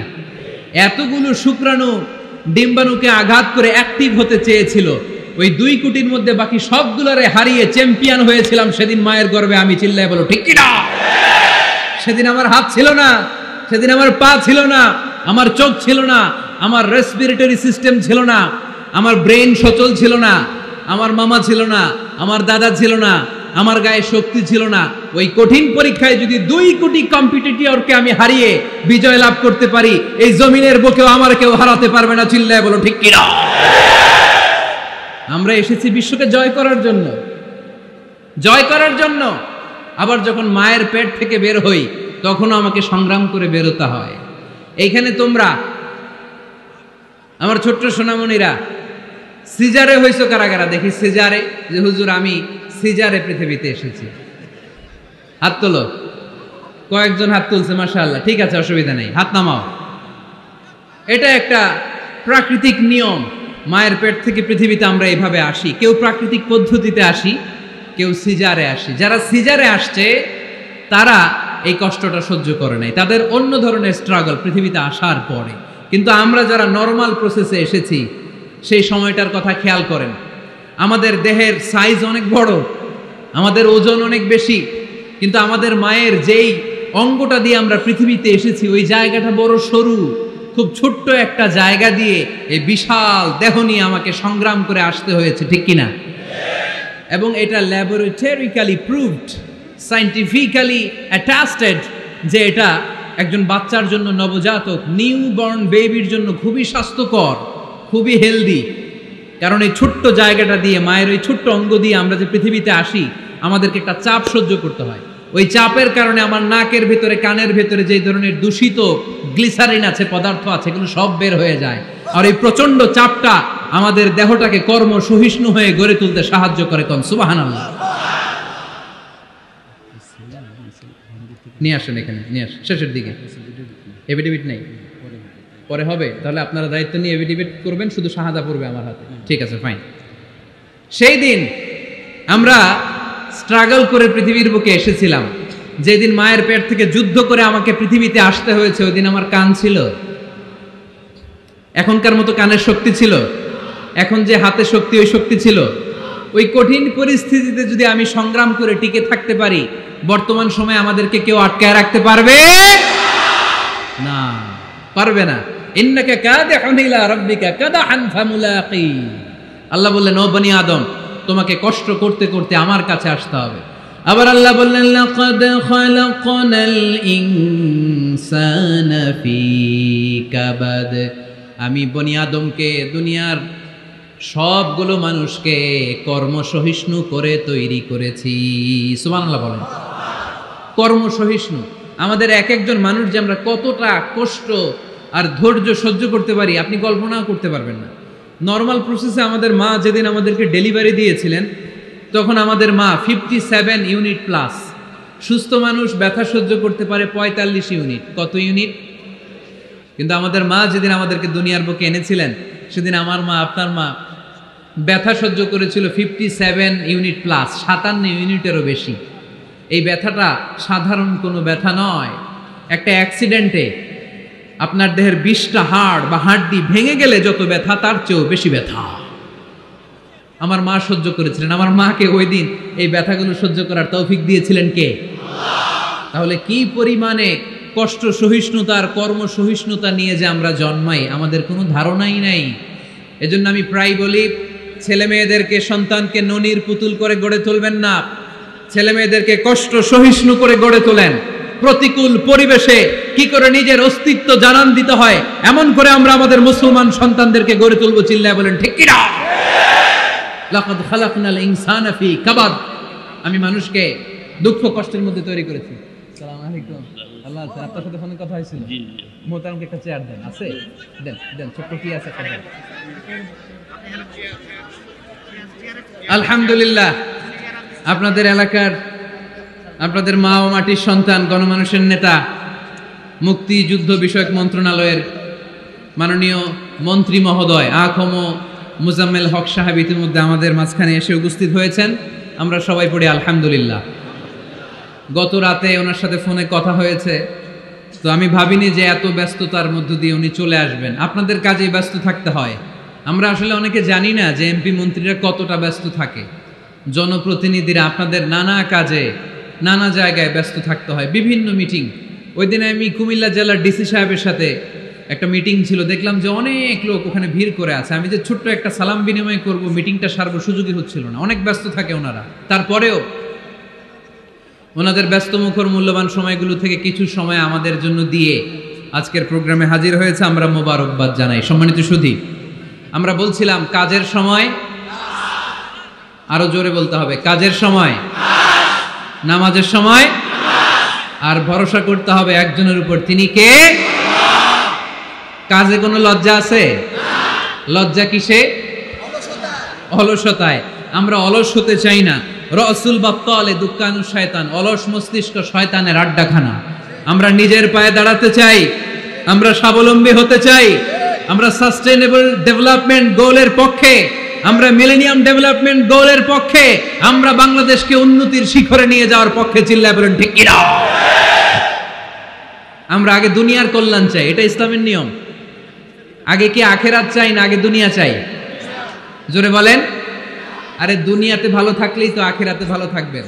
এজন্য আল্লাহ আমাদেরকে শিখালেন, পড়ো রব্বানা আতিনা ফিদ দুনিয়া হাসানাহ ওয়া ফিল আখিরাতি হাসানাহ ওয়া কিনা আযাবান নার। আয় আমাদের রব, এই দুনিয়ার বুকে আপনি আমাদেরকে কল্যাণ দেন, আখিরাতের বুকে আপনি আমাদেরকে কল্যাণ দেন, আগুনের শাস্তি থেকে আল্লাহ আপনি আমাদেরকে বাঁচিয়ে দেন। পড়ে না আমিন। তাহলে আগে দুনিয়া, তবে দুনিয়াকে হৃদয়ে স্থান দেয়া যাবে না। দুনিয়াকে বশ করে হাতে নিব, কিন্তু হৃদয়ে থাকবে আখিরাত। জোরে বলতে হবে ঠিক কিনা? নিজ হাতে উপার্জিত সম্পদের চেয়ে শ্রেষ্ঠ কোনো সম্পদ আর হতে পারে না। আমার দিনমজুর ভাইয়েরা, কুলি মজুর ভাইয়েরা, রিকশাওয়ালা ভাইয়েরা, ফ্যাক্টরি ওয়ার্কার যারা, আপনারা আল্লাহর কাছে অনেক সম্মানিত, আপনাদের উপার্জন হালাল, আপনাদের এক পা এমনি জান্নাতে ঢুকে আছে। এখন শুধু এক পা ঢুকাইলে চলবে? পা কয়টা? আরেকটা ঢুকানোর দরকার আছে না নেই? আপনাদের উপার্জন হালাল, আপনারা 5 ওয়াক্ত সালাত পড়বেন, মানুষের হক নষ্ট করবেন না, আব্বা আম্মার দোয়া নিবেন, দ্বিতীয় পাটাও জান্নাতে ঢুকায় দিবে কে? মা আকালা আহাদুন তুআমান কাত্তু খায়রুম মিন আইয়াকুলা মিন আমালি ইয়াদিহি। নিজের হাতে উপার্জিত সম্পদের চেয়ে, খাবারের চেয়ে শ্রেষ্ঠ সম্পদ আর হতে পারে? আমার রিকশাওয়ালা ভাই, তার উপার্জন হালাল না হারাম? আমার কুলি মজুর ভাই, উপার্জন হালাল না হারাম? মাথার গাম পায়ে ফেলে ফ্যাক্টরি ওয়ার্কাররা যে বেতনটা পায়, এটা হালাল না হারাম? তাদের দোয়াকে কবুল করে নিবে কে? এজন্য যুবক ভাইরা, never under estimate any job. কোন জবকে, কোন চাকরিকে ছোট করে দেখার সুযোগ নাই, কারণ আমার উপার্জন হালাল হলেই ওই হালাল উপার্জনে বরকত দিবে কে? whether it's the small or big, you don't care, এটা তোমার কেয়ার করার দরকার নেই। চাকরি পেলেই একটা ঢুকে যাবা, চাকরি পেলেই ঢুকে যাবা, কারণ আমাদের চাকরির বাজার মন্দা। আমাদের বাংলাদেশ, ভারতে কোন একটা চাকরির জন্য চেয়েছে 8 পাস, ওইখানে অ্যাপ্লাই করে ডক্টরেট ডিগ্রি দাঁড়িয়ে আসে না নাই? এত কষ্ট করে চাকরি পাওয়া পৃথিবীর কোথাও লাগে না, কারণ আমাদের পপুলেশন বেশি, তাই চাকরির জন্য আমাদের বসে থাকা লাগবে না, আমাদেরকে উদ্যোক্তা হতে হবে, আমাদের এন্টারপ্রেনার হতে হবে। শুরুতে যেটা বলেছিলাম, আমাদের আইডিয়াকে কাজে লাগাতে হবে, ঠিক কিনা? আর যাই করব আমরা ভালোভাবে করব, ভালোভাবে করলে ওই কাজে বরকত দেয় কে? ভালোভাবে করার জন্য আল্লাহ তাআলা সূরাতুল মুলকে আমাদেরকে গাইডলাইন দিয়েছেন। রব্বুল আলামিন বলেন, আল্লাযী খালাকাল মাউতা ওয়াল হায়াতা লিয়াবলুয়াকুম আইয়ুকুম আহসানু আমালা। তিনি এমন সত্তা যিনি তোমাদের তৈরি করেছেন, জীবন আর মৃত্যুকে তৈরি করেছেন এই জিনিসটা পরীক্ষা করবার জন্য, তোমাদের মধ্য থেকে কে ভালোভাবে কাজ করে। সুবহানাল্লাহ। কে বেশি আমল করে, আল্লাহ এটা বলছে, নাকি কে ভালো আমল করে? কথা কি বুঝতেছেন? যদি বেশি আমল করার কথা আল্লাহ বলতো, তাহলে এই আয়াতটা হতো লিয়াবলুয়াকুম আইয়ুকুম আকসারু আমালা। কিন্তু আল্লাহ কি এই আয়াতে আকসারু আমালা বলেছে? আলেম যারা আছেন তারা আমার সাথে সাথে বলেন, আল্লাহ কি আকসারু আমালা বলেছে? আল্লাহ কি বলেছে? লিয়াবলুয়াকুম আইয়ুকুম আহসানু আমালা। কে ভালো করে কাজ করে, উইথ প্রফেশনালিজম। আপনি যেটাই করেন না কেন, আপনাকে প্রফেশনালিজমের সাথে করতে হবে, তাহলে ওই কাজে বরকত দিবে কে? ছোট হোক বড় হোক, এটা কোনো সমস্যা? যাই করি না কেন কিভাবে করব?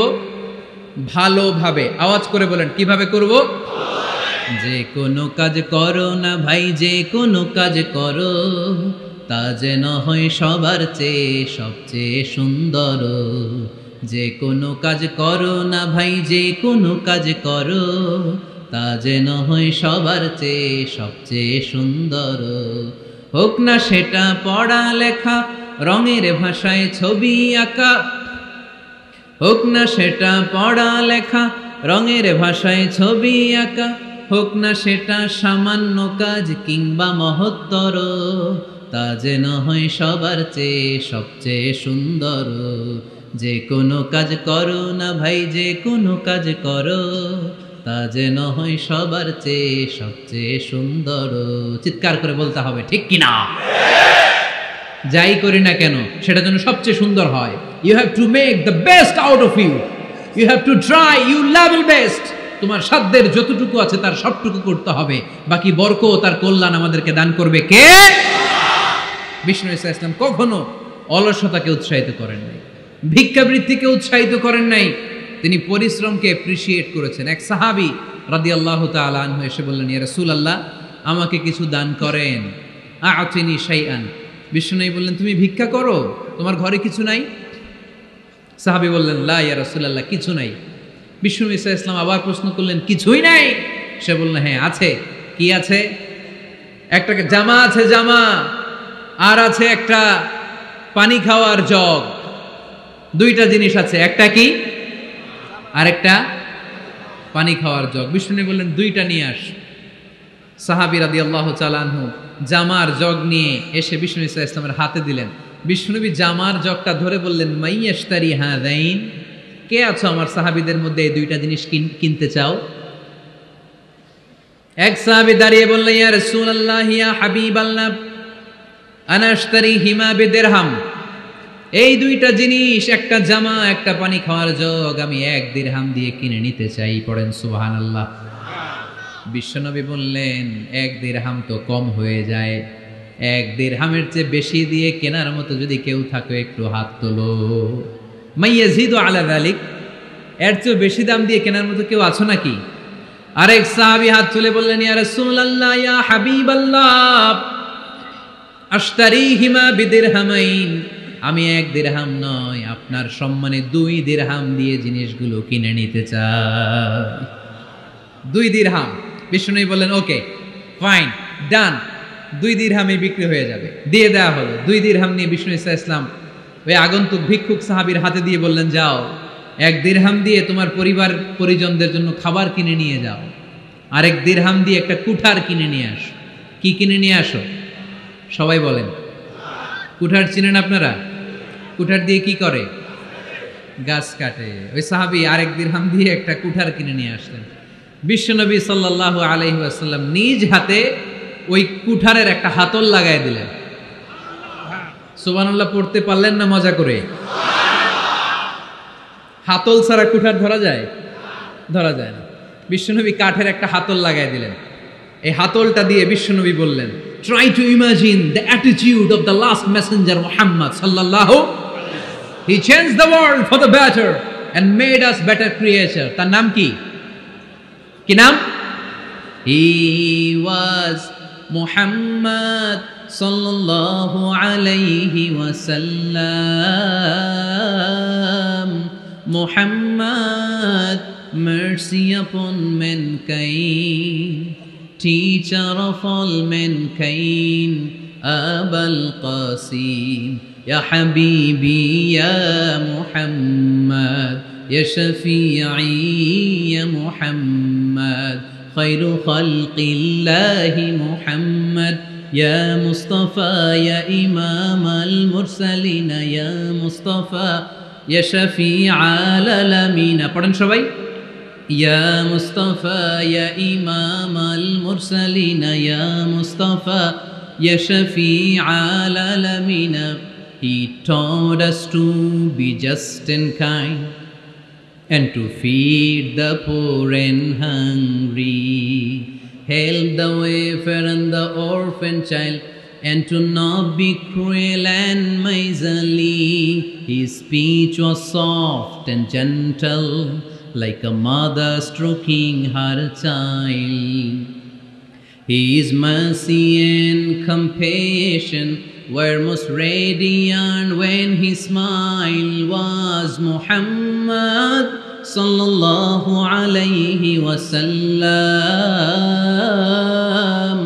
Muhammad, mercy upon mankind, teacher of all mankind, Abul Qasim, Ya Habibi, Ya Muhammad, Ya Shafi'i, Ya Muhammad, Khairu Khalqillahi Muhammad. পড়েন সবাই। Ya Mustafa, Ya Imam al-Mursalin, Ya Mustafa, Ya Shafi'i al-Alamin, Ya Mustafa, Ya Imam al-Mursalin, Ya Mustafa, Ya Shafi'i al-Alamin, Muhammad. Subhanallah পড়েন। He was Muhammad sallallahu alayhi wa sallam. বিশ্বনবী নিজ হাতে ওই সাহাবীর কুঠারের ভেতরে একটা হাতল লাগাই দিলেন।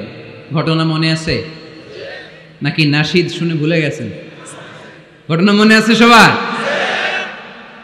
তিনি হাতল লাগাই দিলেন আর বললেন, যাও, গায়ে শক্তি আছে, তাগড়া যুবক, এই কুঠার নিয়ে জঙ্গলে যাও, জঙ্গলে যে কাঠ কাটো, লাকড়ি বানাও, বাজারে যে বিক্রি করো। লা ইয়াহতাতিবা আহাদুকুম হাজমাতান ফি যাহরিহি খায়রুম মিন আই ইয়াসআলা আহাদান ফায়ু'তিয়াহু আও ইয়ামনাহু। যাদের গায়ে জোর আছে, শক্তি আছে, পরিশ্রম করে লাকড়ির বোঝা পিঠে নিয়ে বাজারে বিক্রি করা অনেক ভালো কারো কাছে হাত পাতার চেয়ে, কারণ তুমি হাত পাতলে লোকজন তোমার দিতেও পারে নাও দিতে পারে, কিন্তু পরিশ্রম কখনো বৃথা যায় না। What is the moral of the story? রাসূল সাল্লাল্লাহু আলাইহি ওয়াসাল্লামের এই প্রফেটিক স্টোরি থেকে আমাদের শিক্ষা কি?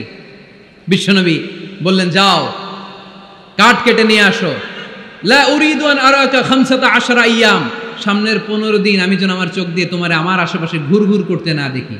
সাহাবী চলে গেলেন, কাঠ কাটতে আরম্ভ করলেন, বাজারে বিক্রি করতে আরম্ভ করলেন। 15 দিনের ব্যবধানে 10 দিরহাম নিয়ে বিশ্বনবীর দরবারে ওই সাহাবী হাজির হয়ে গেলেন।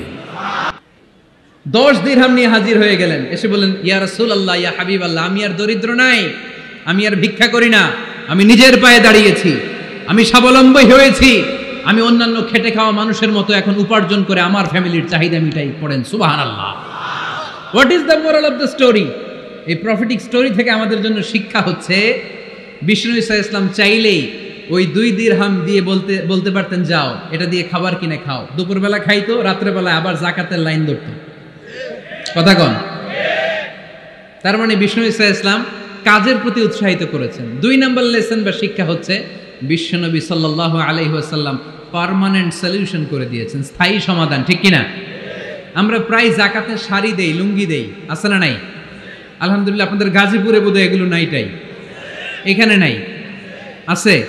যদি থেকে থাকে এই ট্র্যাডিশন আপনারা বন্ধ করবেন। জাকাতের শাড়ি বলতে কোনো শাড়ি নাই, জাকাতের লুঙ্গি বলতে কোনো লুঙ্গি নাই। কারণ জাকাতের শাড়ি আর জাকাতের লুঙ্গি যদি আপনি বিতরণ করেন, আর সামান্য সয়াবিন তেল আর চাল ডাল যদি আপনি প্যাকেট করে দিয়ে দেন, তাহলে 1 মাস পরে আবার যে সে আরেক জায়গায় জাকাতের লাইনে দাঁড় হয়ে যাবে। চিল্লা এখন, ঠিক কিনা? এজন্য আপনাকে পার্মানেন্ট সলিউশনের ব্যবস্থা করতে হবে। আমি সব জায়গায় বলি যে প্রতিটি জেলার বিজনেস ম্যাগনেট যারা আছেন তারা সবাই মিলে একটা জাকাত ম্যানেজমেন্ট প্ল্যাটফর্ম গড়ে তুলুন। সেখান থেকে এমনভাবে জাকাত দিন যাতে মানুষ স্বাবলম্বী হতে পারে। স্বাবলম্বী বানানোর জন্য, দারিদ্র বিমোচনের জন্য জাকাত এসেছে, জাকাতের শাড়ি লুঙ্গি বিতরণের জন্য নয়। আর জাকাতের শাড়ি এত পাতলা, মশারি কি পাতলা, এর চেয়েও পাতলা। দেখছেন কখনো? এটারে একবার ধোয়ার পরে দ্বিতীয়বার পরা যায় না। একবার ধোয়ার পরে শাড়ির দিকে তাকাইলে শাড়ি আমনের দিকে বেশকি মেরা থাকবে। কথা বলেন, ঠিক কিনা? এইভাবে শাড়ি লুঙ্গি দেয়া যাবে? এভাবে তো শাড়ি লুঙ্গি বিতরণ করলে যারা লাইন ধরে জাকাত নিতে আসলো, এই আল্লাহর বান্দাদেরকে অপমান করা হয়। আর আল্লাহ বললেন, ওয়ালাকাদ কাররামনা বানি আদম, আমি পুরো বানি আদমকে সম্মানিত করেছি। ফেরেশতার সম্মান বেশি না মানুষের? বুঝে শুনে বললেন, কার? তুমি মাটির আদমকে প্রথম সৃষ্টি করিয়া ঘোষণা করিয়া দিলে শ্রেষ্ঠ বলিয়া, তাই তো নূরের ফেরেশতা করে আদমকে সেজদা। সুবহানাল্লাহ পড়েন।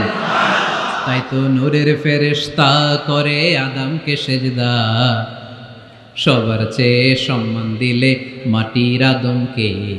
পড়েন, আল্লাহু আল্লাহু তুমি জাল্লে জালালুহু, শেষ করা তো যায় না গে তোমার গুণগান। আল্লাহু আল্লাহু, সুবহানাল্লাহ পড়েন। আহা, মানুষের মর্যাদা সবচাইতে বেশি। এজন্য জাকাত যারা নিতে আসে তাদেরকে অপমান করা যাবে না। এর কারণ জাকাত দিয়ে আপনি কোনো করুণা করেননি, বরং ওরা জাকাত নিয়ে আপনাকে এই ফরজ ইবাদত করার সুযোগ করে দিয়ে আপনার প্রতি করুণা করে গিয়েছে। আওয়াজ করে বলেন, ঠিক কি না? অনেকে মনে করে আমি জাকাত দিয়ে আমি মনে দয়া করছি, আমি মনে হয় করুণা করছি। আচ্ছা, যারা গরিব ওরা যদি জাকাত না নেয় ওর সমস্যা আছে? নিমু না জাকাত। কিন্তু আমি যদি বলি দিমু না, আমার খবর আছে না নাই? আমার জন্য দেয়া ফরজ, ওর জন্য নেয়া ফরজ না। তাই আমি দিয়ে করুণা করিনি, ও আমার কাছ থেকে জাকাত নিয়ে জাহান্নামের আগুন থেকে আমাকে বাঁচিয়ে ও আমাকে দয়া দেখিয়েছে।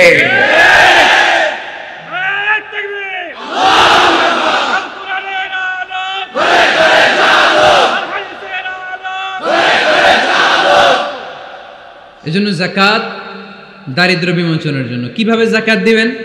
আপনি জাকাতের টাকা দিয়ে খেয়াল করবেন, একটু ক্রস চেক করে নিতে হবে, ডবল চেক করে নিতে হবে। যেই ফ্যামিলিতে জাকাত দিবেন কর্মক্ষম উপার্জনের মতো করতে পারে এরকম ছেলে আছে কিনা, থাকলে ওর একটা অটো রিক্সা কিনে দেন, সিএনজি কিনে দেন, ওই সিএনজি চালিয়ে ওর ফ্যামিলিটা দিব্যি চলে যাবে। ঠিক কিনা?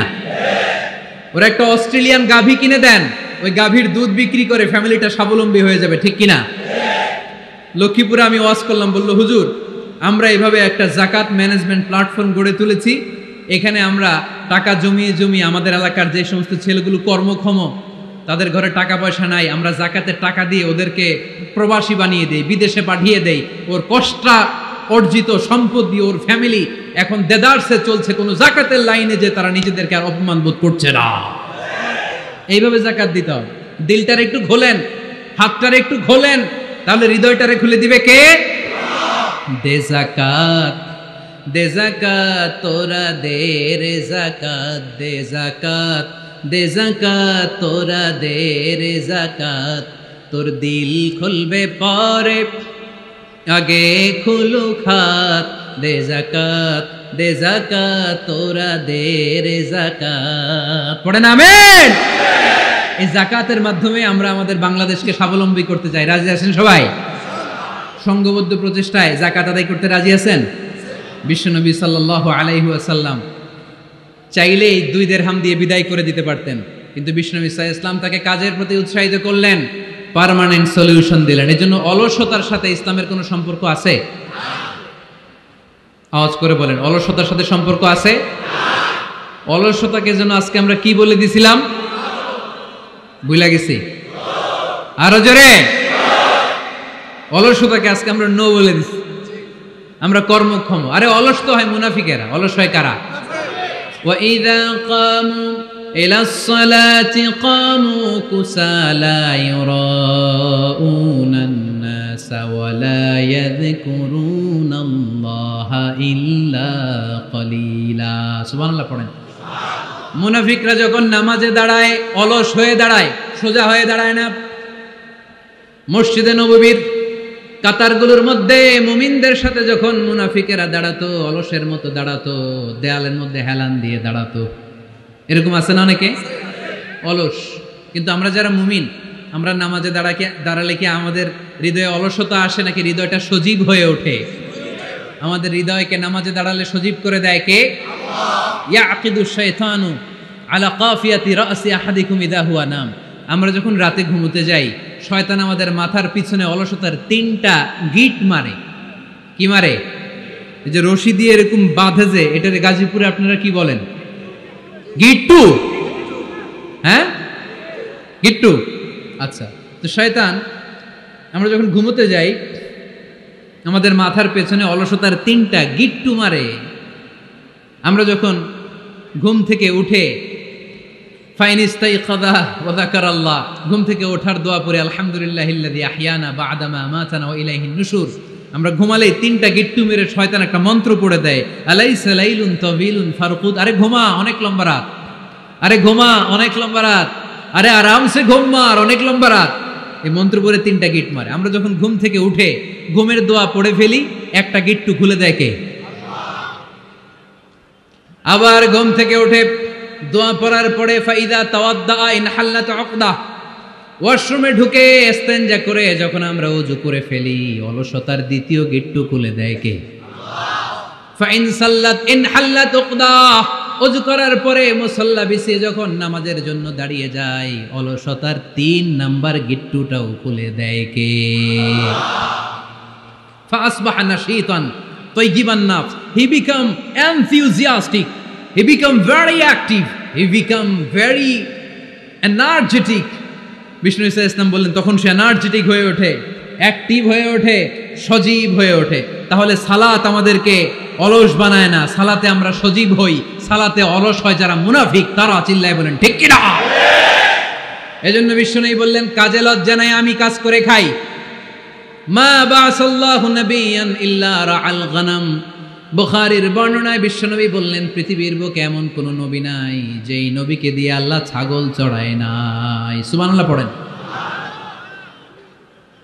মা বাসাল্লাহু নাবিয়ান ইল্লা রাআল গনাম, ছাগল চড়ায় নাই এমন কোন নবী পৃথিবীতে আসে? সাহাবারা বললেন ইয়া রাসূলুল্লাহ, বলেন কি? আপনিও আপনিও আপনিও ছাগল ছড়িয়েছেন? বিষ্ণু বললেন নাম, নাম আমিও। ওয়া ইন্নী কুনতু আরআহা আলা কারারিতি আহলি মক্কা, আমি তো অল্প কিছু পারিশ্রমিকের বিনিময়ে মক্কা শহরের লোকদের ছাগলগুলো চড়িয়ে দিতাম। সুবহানাল্লাহ বলতে অনেক কষ্ট হয়েছে। বিশ্বনবী ছাগল চড়িয়ে খেতেন। কি নবী ছিল আমার! আহা, এত সুন্দর মানুষ, এত পরিচ্ছন্ন মানুষ, ছাগল চড়াতেন। অহংকার করতেন না, বিশ্বনবীর অহংকার ছিল না। সুবহানাল্লাহ পড়েন। শুধু কি বিশ্বনবী, সব নবীকে দিয়ে আল্লাহ ছাগল চড়িয়েছেন। কারণ ছাগল হচ্ছে খুব টেরা একটা প্রাণী, তাই না? ছাগল এত টেরা, ছাগলের গলার রশি ধরে যদি আপনি ডানে টান দেন, এটা কোন দিকে যাবে? বায়ে টান দিলে, সামনে টানলে, পিছনে টানলে পারা যায় কিছু? ভাবলেন সারা সপ্তাহ ব্যস্ত থাকি, আজকে আমার ছুটি, আমিও গোসল করি, এটারও গোসল করাই। রশি ধরে আপনি পুকুরে নামাবেন, এটা ওর বাপের কিরা এমনি দাঁড়াবে, ঠিক কিনা? পুরে টেনে নামানো যায় না। এর কারণ ওর নাম কি? কথা কয় না। এজন্য আমরা বলি পাগলে কিনা কয়, ছাগলে কিনা খায়। ও বুঝে না তো, ওর ভালো চাইলে ও বুঝতে চায় না। আল্লাহ বুঝাতে চাইলেন, নবীরা ছাগল চড়াও, সবচেয়ে টেরা প্রাণী। ছাগল চড়ায় তোমাদেরকে ট্রেনিং পিরিয়ড শেষ করছি, কারণ এরপরেও ছাগলের চেয়ে আরেকটা টেরা প্রাণী আছে, মানব জাতি, এদেরকে চড়াইতে হবে। যদিও মানুষ আশরাফুল মাখলুকাত, কিন্তু মানুষের মধ্যে ছাগলের চেয়ে টেরা কিছু আছে না নাই? উলাইকা কাল আনআম বাল হুম আদাল, এরা ছাগল নয়, এগুলো ছাগলের চেয়েও নিকৃষ্ট। চিল্লায় বলেন ঠিক কিনা?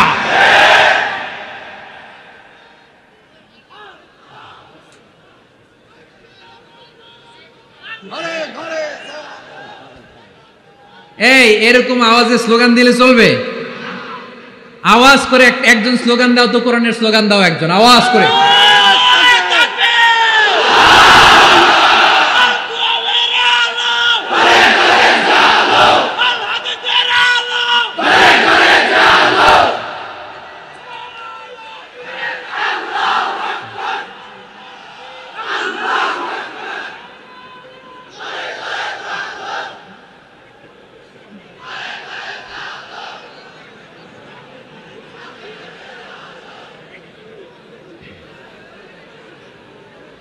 ঘুম চলে গেছে না? হ্যাঁ, এখনো আছে? আওয়াজ তুলে পড়েন, লিল্লাহে তাকবীর, লিল্লাহে তাকবীর, লিল্লাহে তাকবীর। সব নবীরা ছাগল চড়িয়েছেন। কাজের সময়, নামাজের সময়, কাজে কোনো লজ্জা নেই। বিষ্ণু মেহনতি মানুষদেরকে এত পছন্দ করতেন, বিদায় হজের ভাষণেও বাদ যায়নি মেহনতি মানুষদের কথা। তিনি বলেছেন, খবরদার খারাপ আচরণ করবে না, নিজেরা যা খাবে তাদেরও তা খাওয়াবে, নিজেরা যা পড়বে তাদেরকেও তা পড়াবে। আতুল আজিরা আজরাহু ক্বাবলা আইয়াজিফা আরাকু, সুনানি ইবনে মাজার হাদিস। শ্রমিকের ঘাম শুকিয়ে যাওয়ার আগে তার পারিশ্রমিক দিয়ে দাও। আবার বিশ্বনবী বললেন, খবরদার, সালাসাতুন আনা খাসমুহুম, কিয়ামতের দিন 3 শ্রেণীর ব্যক্তির বিরুদ্ধে আমি আল্লাহ নিজে মামলা দায়ের করব। এক শ্রেণীর ব্যক্তি হচ্ছে রাজুলুন ইস্তাওফা আজিরান, ইস্তাআজারা আজিরান ফাস্তাওফা মিনহু ওয়া লাম ইয়াতি আজরা, যে ব্যক্তি শ্রমিক ভাড়া করে কাজ করালো কিন্তু তার টাকা দেয় নাই, তার পারিশ্রমিক দেয় নাই। আল্লাহ বলেন, কিয়ামতের দিন তোর বিরুদ্ধে আমি দাঁড়াবো। I will be against you in the day of judgement. কেউ তোরে কিয়ামতের দিন সাহায্য করে ছুটাতে পারবে না। এজন্য খবরদার, শ্রমিকদের সাথে খারাপ আচরণ করবেন না। আবার শ্রমিক ভাইরাও যারা আছেন, আপনাদের ডিউটি যত ঘন্টা ঠিক তত ঘন্টাই পালন করতে হবে, তা না হলে কিন্তু আপনাদের উপার্জন হালাল হবে না। বিশ্বনবী সাল্লাল্লাহু আলাইহি ইসলামের সাথে বিশ্বনবী সাল্লাল্লাহু আলাইহি ইসলামের কর্মচারীর কি ঘটেছিল, এই ঘটনাটা বলেই আজকে আমরা শেষ করব। আওয়াজ করে পড়েন ইনশাআল্লাহ। আমরা অনেকে মাইক পেলে বড় বড় ভাষণ দেই, কাজের মেয়েদের সাথে খারাপ আচরণ করবেন না, শ্রমিকদের অধিকার, নারীদের অধিকার, বড় বড় এরকম বক্তব্য আছে না নাই? বিশ্বনবী শুধু শ্রমিকদের অধিকারের কথা বক্তব্যের মধ্যে সীমাবদ্ধ রাখেন নাই, ওনার ব্যক্তিগত জীবনেও এগুলো পাবেন। বিশ্বনবী সাল্লাল্লাহু আলাইহি সাল্লামের অ্যাপয়েন্ট করা শ্রমিক, ওনার দাস, ওনার কর্মচারী সাহাবীর নাম ছিল আনাস রাদিয়াল্লাহু তাআলা আনহু। কি নাম ছিল? উনি বিশ্বনবীর ব্যাপারে কি কমেন্টস করছে আমরা শুনে আজকের আলোচনার ইতি টানবো। আওয়াজ করে পড়তে হবে ইনশাআল্লাহ। সাধারণত কর্মচারীরা মালিকের বিরুদ্ধে ভালো কথা বলে, ইল্লা মাশাআল্লাহ। অনেক মালিক আছে অনেক ভালো, তাদের ব্যাপারে আবার ভালো বলে। সাধারণত কারো ব্যাপারে যদি আপনি তথ্য নিতে চান, আপনি তার ওয়াইফের কাছ থেকে তথ্য নেন, তার কর্মচারীর কাছ থেকে নেন, তার বাড়ির দারোয়ান থেকে নেন, তার ঘরের কাজের মহিলার কাছ থেকে নেন, তার ড্রাইভারের কাছ থেকে নেন, তাহলেই তার ব্যাপারে আসল সব তথ্য বের হয়ে আসবে। দেখুন বিশ্বনবীর কর্মচারী বিশ্বনবীর ব্যাপারে কি বলে। সাহাবীর নাম সবাই বলতে হবে, সাহাবীর নাম রাদিয়াল্লাহু তাআলা আনহু। উনি বললেন বিশ্বনবী যখন মক্কা থেকে মদিনায় হিজরত করলেন, হাজার হাজার মদিনাবাসী বিশ্বনবীর সাথে দেখা করতে গেল। যারাই দেখা করে সবাই বিশ্বনবীর হাতে কিছু না কিছু হাদিয়া দেয়, যারাই দেখা করে হাতে করে বিশ্বনবীর হাতে কিছু না কিছু দিয়ে দেয়। সুবহানাল্লাহ পড়ে। তাহাদাও তাহাব্বু, একে অপরকে হাদিয়া দিবেন, মহব্বত বাড়ায় দিবে কে?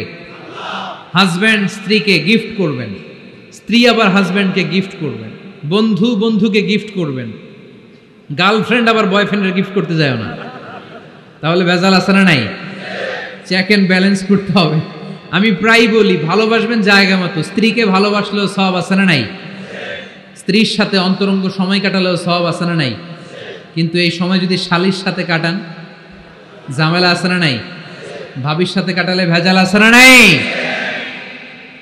যারাই বিশ্বনবীর সাথে দেখা করে সবাই বিশ্বনবীর হাদিয়া দেয়। সাইয়েদনা আনাস রাদিয়াল্লাহু তাআলা আনহু বর্ণনা করেন, আমার আম্মা যেন দেখা করতে আসলেন আমাকে নিয়ে, আমি ছোট্ট আনাস। আমার আম্মা জান দেখলেন লাম ইউবকি রাজুলুন ওয়া ইমরাআতুন মিনাল আনসার ইল্লা আতহাফাকা বিতুহফাতিন ইয়া রাসূলুল্লাহ। আমার আম্মা এসে বলে, ও রাসূলুল্লাহ, মদিনার যারাই আপনার সাথে দেখা করতে আসলো সবাই এসে আপনারে হাদিয়া দেয়।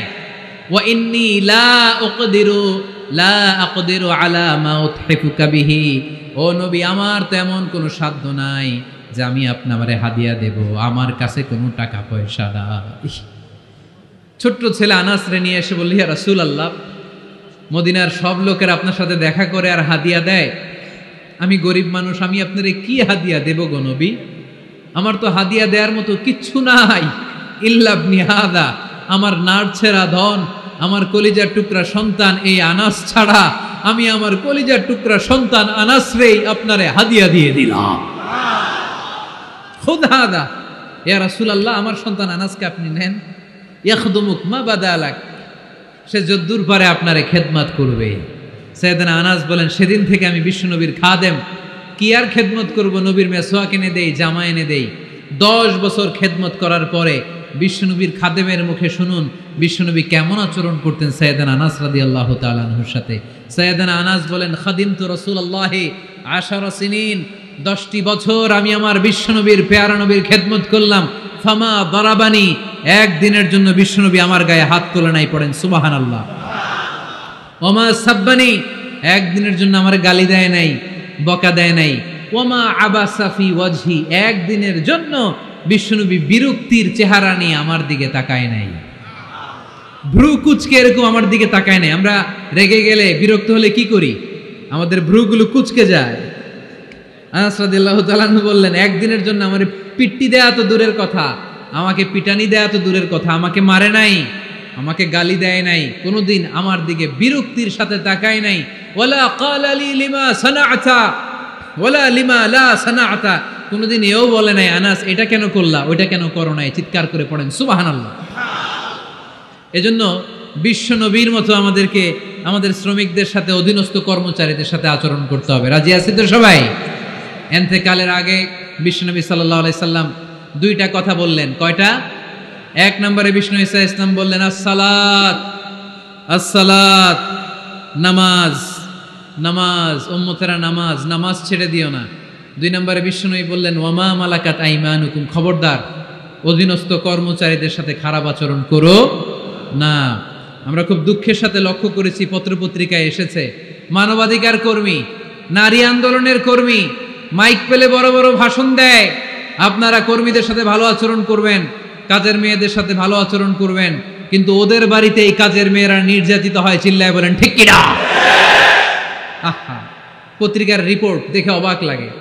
খুন্তি দিয়ে চুলায় লোহা গরম করে পিঠে শেক মেরেছে, এরকম আছে না নাই? বিশ্বনবী সাল্লাল্লাহু আলাইহি সাল্লাম বলেছেন খবরদার, কিয়ামতের দিন তাদের বিরুদ্ধে আল্লাহ মামলা দায়ের করবে। আমরা যেন কখনো আমাদের অধীনস্থ কর্মচারীদের সাথে খারাপ আচরণ না করি। আল্লাহ তুমি তৌফিক দাও, আমরা পড়ি আমিন। কি ব্যাপারে? এজন্য শ্রমিক মালিকের সম্পর্ক হচ্ছে চেক এন্ড ব্যালেন্সের সম্পর্ক। যারা শ্রমিক তাদের দায়িত্ব হচ্ছে মালিকের যে হক সেটা আদায় করা, যত ঘন্টা তার সাথে চুক্তি হয়েছে তার পুরোটা আদায় করা। আর মালিকের উচিত অধীনস্থ কর্মচারীদের সাথে ভালো আচরণ করা। আমরা যেন এই চেক এন্ড ব্যালেন্স করতে পারি, আল্লাহ তুমি তৌফিক দাও। যে আয়াত দিয়ে শুরু করেছি ওই আয়াত দিয়ে শেষ করব।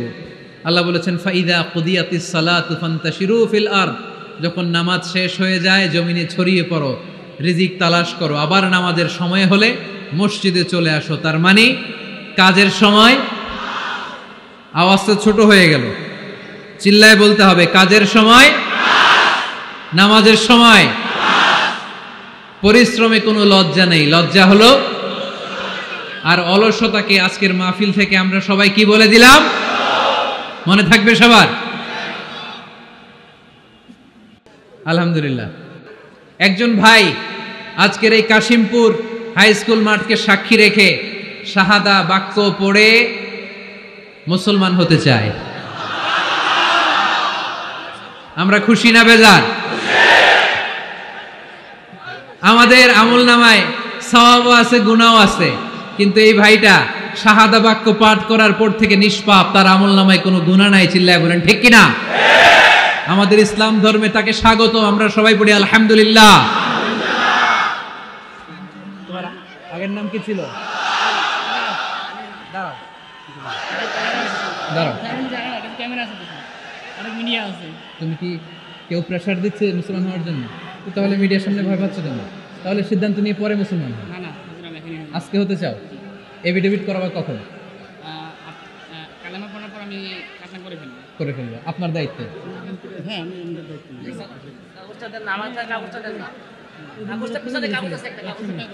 কিন্তু ওইখানে তো আপনারা পাই নাই, এটা মানে তার আমরা সিবিটিভি আমার রেস্টুরেন্টে যে জব করতাম আমি, সেখানে একটা সিবি ছিল, এখানে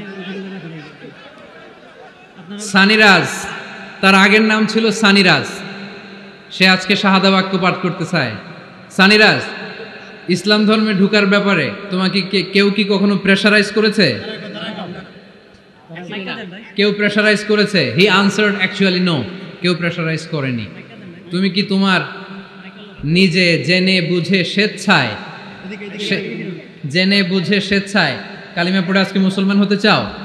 আলহামদুলিল্লাহ। আজকের প্রোগ্রামের যারা দায়িত্বশীল, এই ভাইদের দায়িত্বে সে আগামীকাল রাষ্ট্রীয় নিয়ম অনুযায়ী এফিডেভিট করে মুসলমান হিসেবে তার নাম চয়েস করবে। তুমি কি নিজের জন্য কোনো নাম চয়েস করেছো? না আমি তোমাকে একটা নাম সাজেস্ট করবো। আজকে থেকে সানিরাজের নাম হচ্ছে আব্দুল্লাহ।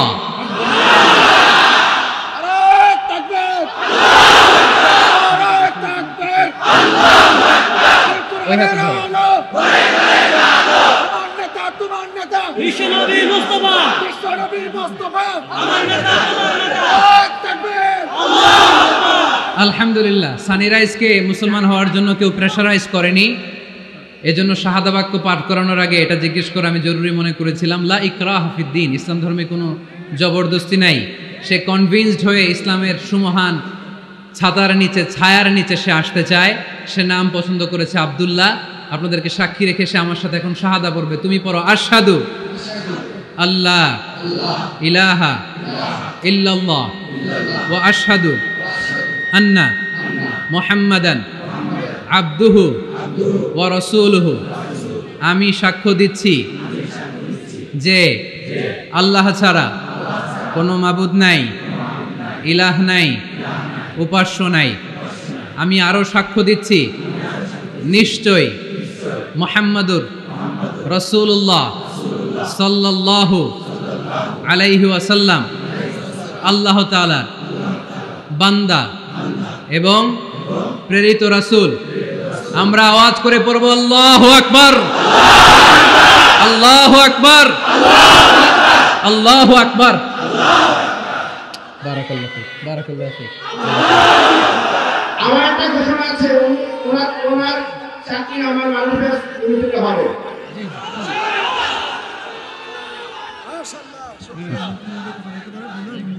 আলহামদুলিল্লাহ, আলহামদুলিল্লাহ। এর চেয়ে বড় সুখবর আর হতে পারে? আজকে আমাদের এই মাহফিলটি সার্থক এবং সফল আপনাদের উপস্থিতিতে এবং মাননীয় মন্ত্রী মহোদয়ের উপস্থিতিতে, শত শত মিডিয়া কর্মীদের উপস্থিতিতে এই রাজ, সানি রাজ আজকে আব্দুল্লাহ নাম নিয়ে মুসলমানদের কাতারে শামিল হয়েছে, পড়ি আলহামদুলিল্লাহ। আমরা আব্দুল্লাহকে ইসলামে ওয়েলকাম জানাই। আব্দুল্লাহ আস্তে আস্তে ইসলামের বিধিবিধানগুলো মানবে, শুনবে, এবং আমরা যদি একে অপরকে এই মাহফিলের মঞ্চগুলোকে যদি নষ্ট না করে, কলুষিত না করে, কোরআন সুন্নাহর আলোকে যুবকদেরকে এভাবে মোটিভেট করতে পারি, সানি রাজের মতো অনেক হিন্দু ভাইরা, আপনারা দেখবেন ইউটিউবের অনেক জায়গায় অনেক হিন্দু ভাইরাও আমার পক্ষে কমেন্টস করে, এরকম আছে না নাই? এটা আমার সৌভাগ্য, এটা আমাদের সৌভাগ্য।